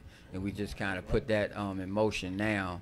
And we getting ready to try to hurry up and get that that legislation passed, because it was like an idea came that I said we talk about being held, being awarded them states, what I'm saying. So when we in the census count, we awarded that state and stuff, and so we didn't know that you were supposed to be able to vote while you're incarcerated. You know what I'm saying? But people didn't know that. And so now we trying to get these packages together. We trying to have a meet with FBOP, Federal Bureau of Prisons, to sit down and make sure all DC residents have the right to vote for the people in DC, so we can make things happen. So these are some of the things that we got out. I'll give out one of my contact numbers. My girl told me not to give out my number no more. So I'm going to give y'all my 202-423-5430 number. And y'all can call that again. It's 202-423-5432. Y'all know I don't use that phone too much, but I still use it. And our website is www.hopereentry.network at dc.org. www.hopereentry.network.dc.org. So y'all can check us out on the Facebook, on the gram. We all over, so we just trying to make it happen. And he didn't tell you he took some time out for the Fresh program about 2 years ago and how busy he was. And he was in there telling me, everybody was coming to him. He like, all right, I'll be right back. All right, hold on, I'll be right back. So I definitely appreciate Corey for doing that for us. Well, for myself, I got my nonprofit. It's called Helping Others with Life, and the website for that would be HOWLDMV.com. And what we actually do is, we go into the community, the prison systems. We go everywhere, wherever. And the reason that I chose the name that I chose is a universal name. I didn't want to be, just hypothetically, I didn't want to be Feed the Children. If I feed the children and I come to you, ask you for a bicycle, you gonna ask me what do that got to do with feeding the child? So with helping others with life, it's a universal approach. Whatever I do, I can use it for that, right? Because no matter where I go and what I get into, I can use that. And it, you know, it was just a name that just popped in my head, right? I gave it some thought and I said, that's what it's gonna be, and that's just how that formed. But since we formed, right, before we officially put it in documentation, we was already doing the work. We had went over to the big chair. We had collected a lot of shoes, gently used shoes, clothes, school supplies, and backpacks. This was like 2016, 15, 16, like, well, 16 when I first came home. And it isn't just me. I don't want y'all to think it's just me. I got to give credit to, you know, the people that work with me, right? Because, like, if I was just to say it was just me, then I feel like that I'm really like taking away a lot of credit for a lot of people. Like, I'm the face of this organization because I'm always out and I'm always pushing, and as y'all know, y'all always see me. But it's a lot of behind the scenes that go with that, because like we just had a bike drive last year and we gave out 100 bikes to 100 kids, brand new bikes to the 100 most improved kids in Ward 8 3 elementary schools. We allowed the schools to select these youth based on whatever their criteria was that they felt that these kids needed these bikes. When we raised the money for 75 bikes, we had Dwight Howard step in and he bought us 25 bikes. So, you know, we gave out these bikes and like that was like priceless. You feel what I'm saying? So at the end of the day, like I said, that's why I chose the name that I chose, because then I turn around and you might see me at an anti-violence rally. You feel what I'm saying? Or you might see me stepping in the squash of beef, right? But I'm not saying I'm feeding the children. Right. You feel what I'm saying? So that's why, you know, I made the approach that I made, because like my life, as you read in my bio, I have so many twists and turns to my life that took me down so many paths that I'm able to touch people in a multitude of ways, because it's people who actually see me now and be like, wow, right? Like, wow, like you motivate me. I hear that a lot. Like, you motivate me, like you inspire me. You feel what I'm saying? Or like even when I go into the prisons with Corey and I speak, right, I always get feedback and it's positive after the fact, because I let them know that a lot of the units that I go into, I slept in some of them cells. You feel what I'm saying? So it isn't like I'm not telling you hypothetically. I'm telling you I was in cell 22. Hey, is my name still on the roof? You feel what I'm saying? So that's what my nonprofit is really about. It's about like just trying to do wherever I see a vacuum to do something. You know, that's my whole approach. Well, that's our whole approach. I don't want to be singular. I most definitely want to be plural with that, right? Because I got some people behind the scenes that make some phone calls and make it happen for me. That's right. It's not me. Some of those things that you see happen is not my work. I promise you. It's other people making the phone calls and they not posting it on social media saying, yeah, I pulled that string and nothing. They just felt like, listen, this is your call and this is for you. We feel that this is for you. We feel that you know that you can deliver the message. We feel that you can push it. And like I did take the initiative to get everything done as far as paperwork to get my 501c3 nonprofit status. But they feel like I got a team behind me to feel like, listen, if you make it, then I know we gonna make it. If you get $1 million contract, I know that you gonna give us all jobs. You feel what I'm saying? I know that you gonna come back and get us. You ain't gonna go get $1 million and go hire some people from across town. You gonna come back and get us. So you know that's what I really do with my nonprofit. You feel what I'm saying? That's so like I'm always open for like anything, because like right now, even with my work, they value my opinion. And that's big to have an organization such as DYRS to value your opinion, to call you and say, hey, we need you to come in and we want your take on how to put this program together. You know, because this program is going to affect youth. They service all the youth that come through the juvenile justice system in D.C.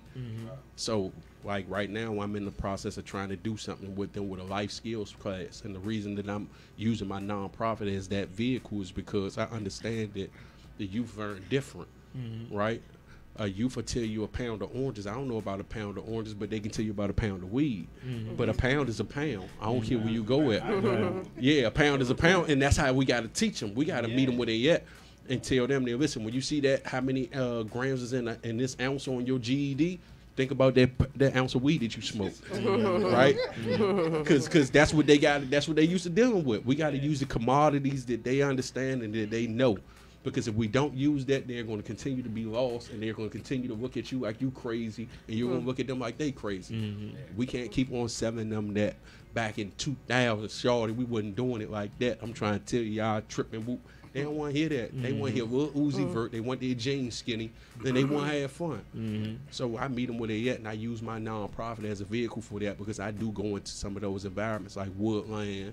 I went over there. I even take my son. I got a 15-year-old, you know, and he wasn't born when I went to jail. When I came home, he was 11. So our relationship has been building since I've came home. But I take him into those environments also, and have him volunteering, getting his school hours for you know, nonprofit, doing that community service work. Yeah, I saw him out there. Go ahead. I'm sorry. I saw him out there when you was handing bikes out, when you was giving bikes out. Yeah, I saw him out there with you. Go ahead, Trina. So I have a question for you, all of you, and you over there, the correctional corner. Correctional corner. I heard you and Corey say you go inside the prisons. What do you all think about the Scared Straight program? Obsolete. That's my honest to God opinion. I can look on social media and see somebody get their head blew off. What you telling me about being scared straight? You feel what I'm saying? Like we was having a conversation about cell phones in prisons, right? They can look online and see what's going on in the prison from right then. It don't look like what you telling them in the Scared Straight program. You feel what I'm saying? Dude in there, he hooking up, he cooking, he might got a, you know, God forbid, whatever he's smoking in his mouth and whatever. He might be having sex with a CEO. Yeah, he might be. So like with that, right? We got to understand that how does that transform into when I'm telling you stay out of here, and they go out and they Google it, and they see him in that joint with 50,000 on the bed that he just made from gambling, and he's running the ticket, and he just bought his wife a house on the street. Scared straight. Nah, that was like the life I want to live. They gonna give me 3 houses of cotton, and they ain't gotta pay no bills, and I can have sex and do everything I want to do, and they gotta worry about getting nothing but a write up for it. But I also work in the school system as well. And so again, we went over. We went to school. We go to school. Do you have a clone? School. We all over the place. This man is really busy. Listen, then you gonna catch him coming. He gonna be catching. He gonna be selling the DC lemonade and DC water out. You know what I'm saying too. I'm telling you, like, and then be cooking up the food. Like you haven't been over his spot. He be eating. Man. You're on my Facebook now. You'll see it. He be then he be all. I'm gonna let you go, Corey. But he be always in the kitchen. He like, yeah, I got this going on right here. Then he put it up, and it be jazzy too. You be like, man, that look good right there. Yeah, but I mean, I've been chefing for years. Like I've been cooking for years. That has been my my craft and my gift. Even when I was locked up, you know, when I go to jail, I'm always cooking for the officers. So, you know, so that was my last job in the jail. I was working the ODR. I was getting $150 every month. You know, I was killing them in that game. Yeah. But I was saying that, like, even when we had these conversations with these kids in school, they ain't tripping off of jail. They not really even tripping off of jail. They like, because that's what I'm saying. Like, and then they know all of their little men in there. So, you know what I'm saying? So it ain't so we just try to educate them on, you know, why it's important not to go to jail and not to waste time, and that you can be better and you can do bigger and better things, you know what I'm saying, with your life, other than just make these bad decisions and go to jail. So, you know, again, like it's real important that we're able to touch, you know, all of these areas of our disadvantaged people that are suffering, you know what I'm saying, with this thing called a lifestyle. Can I interject something real quick? I'm going to let you go right as soon as I finish. I need to also note that I go inside not just adult prisons, I work inside the juvenile facilities. So, it's we all over. It's a trend. You feel what I'm saying? Like, I'm in a juvenile facility, like, some of them don't even some of them are not even able to grasp the reality of what they facing. You feel what I'm saying? Because like you got youth right now that would have considered Title 16, meaning that you're 16, you committed a crime that was so serious that they're charging you as an adult, right? And some of them, they don't even grasp the reality of what they're really facing. You understand what I'm saying? Like, they don't grasp the reality when they go in there and they come back with that 44 years, right? And you don't have more time in prison than in society as a person. Right. Well, I just want to say when it comes to youth in prison, what really touched my heart was the Central Park 5, watching that. I mean, Corey Wise, he spent all that, a long period of his sentence in solitary confinement. Yeah. And for him, I follow him. He's on my Facebook page, but for him to come out and doing positive things like you brothers are, is truly an inspiration. And it takes a lot of strength to do that. It takes a lot of strength to come out and do what you all are doing as far as the mentoring and helping. And that's mental strength. Don't It make take- sure yeah, that that's yeah, clear yeah, for the society, because we don't want y'all out there doing push-ups, right? Thinking that your child got the juice, right? Right. Nah, And- it's a lot of and- mental strength that goes into that. And it has to be a lot of passion and empathy in this. You know what I'm saying? Like, just everybody wants to help out, but you don't find a whole lot of people like being consistent in what we do. That's right. They might do it for one time, or Yeah. they might call it, just they're calling for like two or 3, 4, 5 months, and then they out the game. You know what I'm saying? Yeah. But I've been in this thing ever since I've been home. Yeah. You know what I'm saying? And my pastor always said, he said, you know what? God gave you a gift, boy. And I was like, what? He's like, man, he gave you the jail. You know what I'm saying? Because my last time being incarcerated was 26 times. Yeah. Like, I've been in and out of jail, in and out of jail. He didn't get the opportunity to go in and out of jail. No, I I've went been in on my and out, first and adult he didn't case, get the and I opportunity never to- came back. And so when the people see me, I came back 13 years Right, later. I just right. got on So when probation. people It see took me me- 16 years to finish one yeah, case. Yeah. It took me Wow. 16 years. Right, I caught right. my case May 17, Right, 2003. I got off of probation Right. June 20th. Well, June 19, 2019. Congratulations. So it took me all that time, and the crazy part about that, we just was having this discussion, me, Bobby, and Curtis, right, before Corey came. We was having this discussion, and we had walked out. That the government was still fighting to keep me on probation. Wow. And I own a non-profit. I have a for-profit. I never They don't had care a about dirty none of on. that. Listen, I never had a dirty on. I never had no infractions. I've reported. I'm a single parent. I purchased a property in the city. I give back to my community in every form of fashion, and they still was like, he should be on probation. Their justification is because if he get in trouble, he'll know that he has to see us.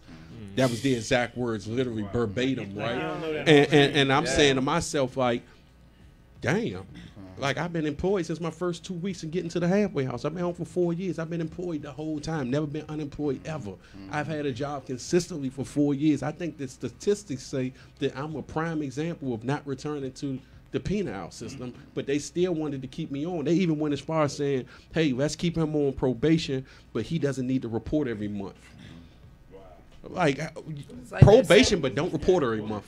Yeah, like I sat down and wrote the judge, like, listen, this is ludicrous, right? Like, They call that time out. man, listen.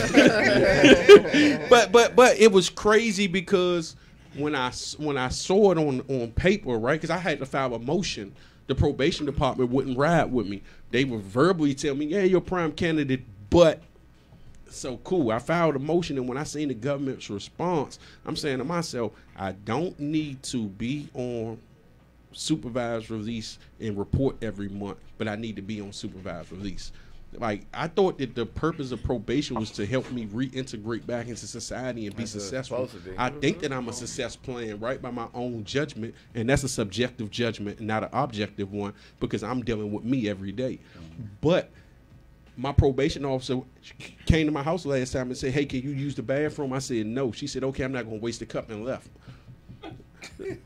But I need to be on probation. Right. So, like, those are some of the things that will Challenge, frustrate a man coming back into society, right? And those can be things that trigger things. It's like setting you up. In so many words, you're setting me up to say I'm gonna get in trouble. This is gonna be over his head if he gets in trouble again. Yeah. Look here, we got actually 9 minutes left before we come out of the No, show. we can keep going, man. We good. Good. All right, cool. We're gonna pick up about 2 minutes about 1 minute real quick. We're gonna come right back, and then when we come right back, and then we're gonna get some final thoughts. Then Okay. Yeah, we don't keep everybody out all night. Look, they enjoying this conversation though. The corrections corner. Oh yeah.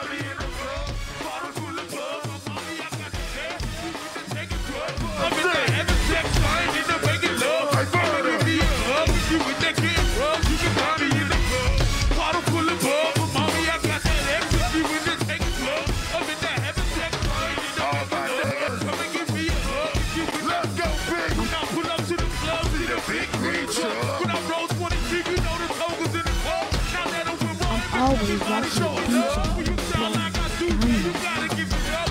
Homie, ain't no change. Oh, down, Jesus. See, nephew with the club and all roll that weed up. When I walk through the club, they would take me for a real. I really with no shell. And I don't walk with a lamb. All of the girls, so much looking like TG. They like me, I want them to love me like they love pop. But all of these people, hey, tell them I'm love. Y'all gonna enjoy this one right here, man. You know what I'm saying? Roll with it, roll with it. Yeah. I don't know what y'all gonna do. Y'all gonna keep fronting tonight, or y'all gonna get on in. You know what I'm saying? Up and up in here tonight, man. You know what I'm saying? Yeah, hey, true. Sexy lady. What? Give me your number, girl. Hey, Susie Wan, you roll with it, roll with it. Come on. Sexy lady. I'm always rocking with DJ Black Diamond. Let's go, Trey. Sexy lady. Hey, Ron T. Give me your number, girl.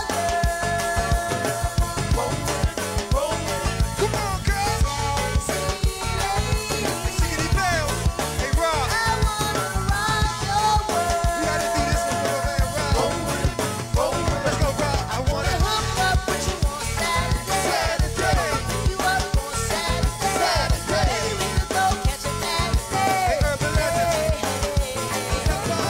I'ma come with you on Saturday. Pick you up on Saturday. Maybe you could give me some pussy. Hey. Damn, girl, you sexy as you wanna be. That mean walk, the classy as you wanna be. That mean talk, the sassy as you wanna be. See, I'm confronting you, so you ain't gotta front on me. Girl, come with me, keep me company. You don't puff and drink, alright, we can fun and free. She said, okay, she dig the pimp. Yeah, we back in the studio. We back on Touchy Topic Tuesday. We'll be talking about life after incarceration.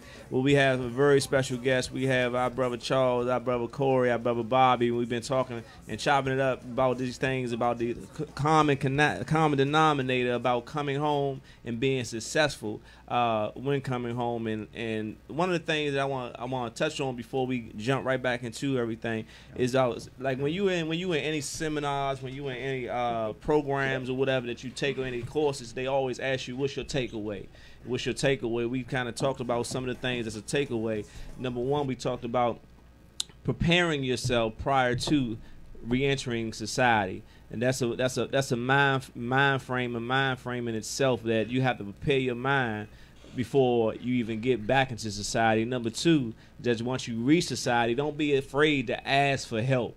You know, most people will go through the life without asking help, period, you know, but don't be afraid about asking for help. And number three is knowing that you yourself is your own commodity, that you can market your own self. It's people that want to hear your story, that want to know your experience, because it's other people that they want to help not go in the same direction, so you can use that as well. But also the last one, number four, is that we want you to take away is that whatever your hustle is, make sure that you change your product if it's something that's contrary to what be beneficial to your life. You know, so now we're just going to pick back up with Corey real quick.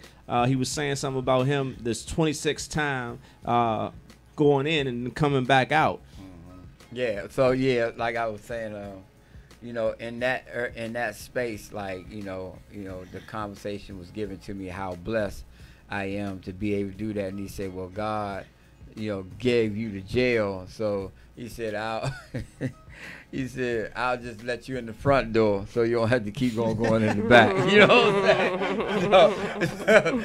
So you know, so I took that and ran with it. You know what I'm saying? Like, I'm going the front door every day, and I go to work, man. You know what I'm saying? Like, I work in there though, so you know, it feels, like you said, it feels good to be able to transition from not only just incarceration, but that lifestyle and that state of mind, to be able to go back in there and uplift and educate and empower other people. You know what I'm saying? That because everybody don't want this. We get it, and I'm all right with that. You know what I'm saying? And the handful that I can help and the handful that I can assist, I'm blessed with that. You know what I'm saying? I just make sure that, you know, the program and the service that we do are available to the people that want it. We always had these cliches. I went from serving time to serving people. You know what I'm saying? Again, service is a big thing to me. You know what I'm saying? I've been blessed, and the overflow of the blessings have come in. I didn't come in looking for no money, nothing. I just came in and said, somebody said, hey, if you keep giving, if you keep on giving this thing away, this is how you keep it. You know what I'm saying? And so I've learned how to just keep on giving and giving and giving, and I've just been blessed from there. You know what I'm saying? That's the blessing to come from that. I learned how to just give. That's what's up. That's what's up. Because I've been I've been so self-centered and selfish half of my life. Me. You know what I'm saying? So, I'm glad that broke for me. Before we close down the show, we're gonna have a final thought from each of our guests, as well as their contact information and how you can follow them, how you can reach them if you want to connect with them, want to volunteer, want to help out. And then we're gonna have final words from our co-host. Okay, I'll go first. I think that I think that I'm gonna close out. I'm gonna close out with an email that I got today from federal prison. And this is just to give y'all some thought, man, to change what y'all doing, especially the youth that's in D.C., that's out here that's committing these crimes. And I want y'all to really listen to this. I sent some pictures off, and this is the email I got. I got the pitch, champ. Thank you. I haven't had mail in months. LLS. It's like you the only one sending it. My grandma used to, but I've been hitting her and haven't caught up with her in a while, which has me worried. I love you, and thanks again. I'm gonna close out with that just to let y'all know that, man, when you go behind that fence, a lot of people gonna forget about you.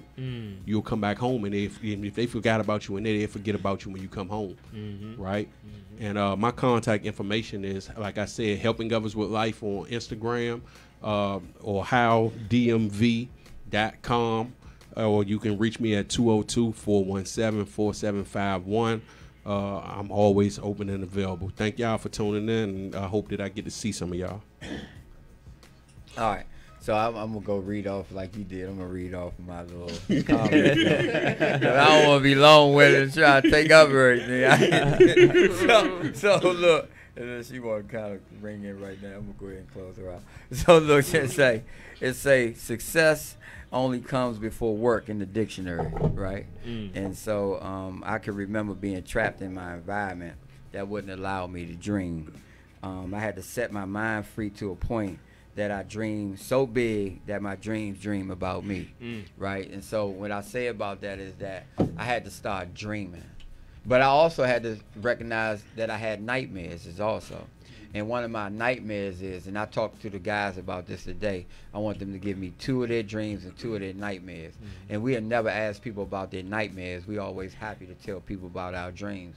But my nightmare is that I don't never want to start over again. I don't never want to start over again. Because that was like the rough spot in my life, man. So I'm going to close out with that. You can reach me at www.hopereentry.network.dc.org. You can go in there. You can hit our page. You can hit that. You can go into that volunteer section. If you want to volunteer, you can contact us through the whole page. So you can go right on there. And I'm going to leave y'all with a quote that a brother taught me back when I was in Cumberland back in 2005. He said, be like the fly. And we used to call it a motor scooter. Because he wouldn't say MF, he'd say, man, that's a mean motor scooter. He said, be like the fly. So he say, you know about the fly? You hip to the fly? I say, nah, what's up with the fly? He say, every time the fly land, the fly's always doing like this. Which he was taking his fingers and, you know what I'm saying, rubbing them together. He say, you know what that mean? He say, sharpening his tool. So wherever you land, whether it's, God forbid it's prison, you come back home, stay sharpening your tool. You know what I'm saying? Stay working on yourself, because like these brothers have said, and I totally agree with him, that our net worth is our net worth. So our character is our biggest asset. You know what I'm saying? So if we constantly working on ourselves, then we better reach out to other people. You know what I'm saying? So constantly working on yourself, constantly sharpening your tool, constantly give back. Charity never diminishes the wealth, period. You know what I'm saying? Point blank period. So you can reach me at Bobby Pettis on Facebook.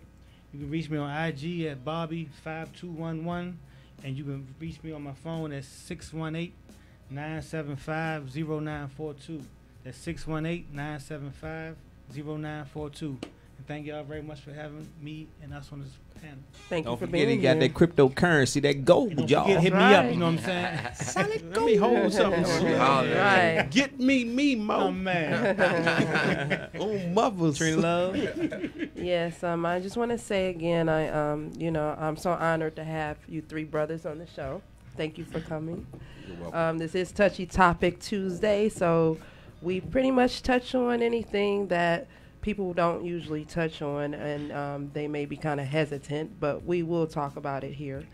It's all respect, too. I just want to leave with two things. There will be actually, and this is more of a promotion side, if you all are into jazz, live music, things like that, there's a Jazz in the Park starting on Sunday. And I'm working with this gentleman by the name of Romello, and he's bringing it back. He does it every year to Temple Hills, Maryland. He's bringing it back every Sunday starting this Sunday. And it's called Summer Cool Concert, Cigars, and Sundresses. We will have a George Benson tribute band. They will be performing for the first time on stage. Timeless Vision Band. I work with both of them, and they are both phenomenal bands. And then we will have DJ Kick on the ones and twos, along with some other performances. So there will be vendors. If you're interested in a vendor opportunity, please reach out to me, Trina Love, loves.enterprise.events@gmail.com. Also, you can reach out to me on Facebook and send me a message.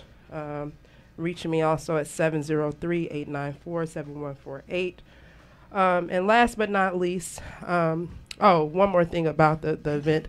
There will be slingshots, motorcycles, just a good time, a good Sunday time. You know, come out. Yeah, slingshots, the motorcycles. Or not motorcycles, but you just. I'm just messing. Somebody y'all get that next time.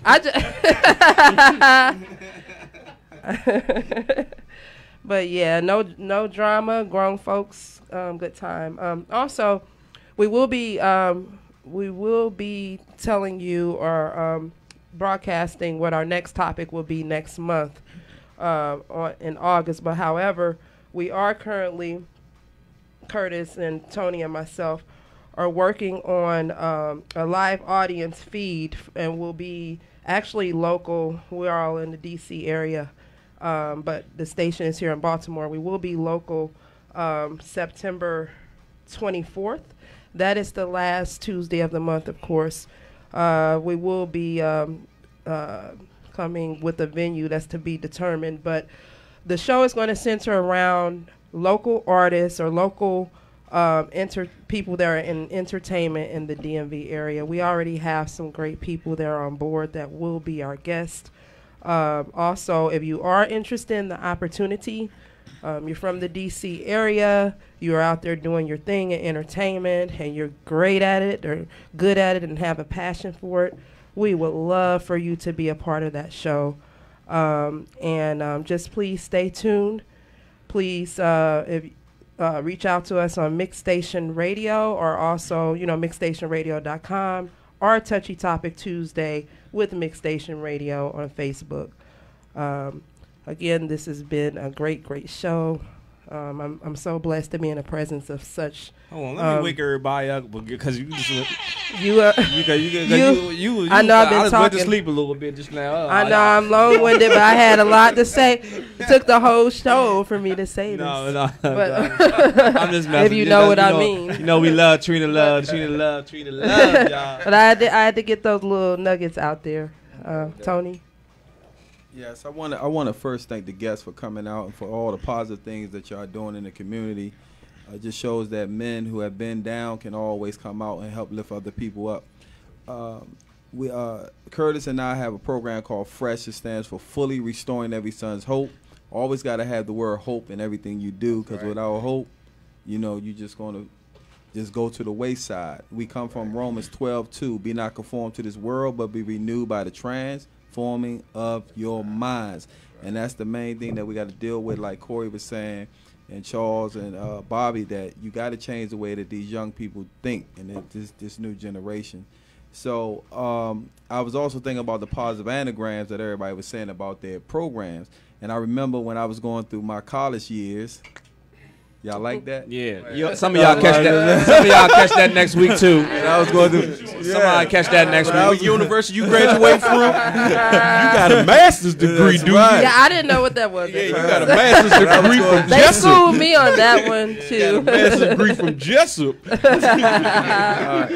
So when I was going through my college years, you know, everybody called me Tony Wolf. And I used to always sit back and say, I got to change that Wolf name into something positive, because Wolf was always looked at something that was bad. And the thing I came up with was Wolf, working out life failures. And that's what I came up with. That's right? awesome. So I just want to leave y'all with that, and we go to Curtis. All right. So really, as we close out this show, this has definitely been one of the most awesome shows that we have had. We had some real, true heavy hitters, but they not just heavy hitters by their words; they are heavy hitters by their actions, making an impact in our community and changing. In fact, they are in some of the hardest places in our community right now, as today, because DC has been changed a whole lot. But on that south side, it's really like still that old DC in some manners, in some ways. But it really takes men that have come out of darkness to show you what really light looks like, you know. So I just thank these men that came out today to show the hope that everyone needs to see and understand that God don't make no junk, man. I mean, I'm going to close with this little last saying right here, and then I'm going to get out your way, and we're going to close this out. But about this man, he was walking past the junkyard, and as he walked past the junkyard, he looked in and he saw something that caught his attention. So he asked the owner of the junkyard, he says, "How much is that?" And the junkyard owner said, "Man, it ain't worth nothing." "What you mean, how much is that?" He said, "Well, if it ain't worth nothing, can I have it?" He said, "Yeah, sure. So go ahead, you can take it." So he took it home, he polished it up and put it on the shelf, and one of his friends came in and he saw it. And when he saw it, it just amazed him, because he was like, "Where did you get this? Where did you find this, man?" He said, "Man, I found it in the junkyard." He said, "Man, they didn't know what they had." He said, "Nah, man, what they thought was worthless, he didn't realize it was priceless." And that's how we all are, showing people their worth. All right, so we just close out with that, and y'all just remember that you can touch somebody, you can help somebody, leave your fingerprints in a positive way. Take care. And remember, on Touchy Topic Tuesday, no subject is too taboo. Hey, and it's not just for tacos. That's right. Have a good night. Have a good night. Somebody want y'all to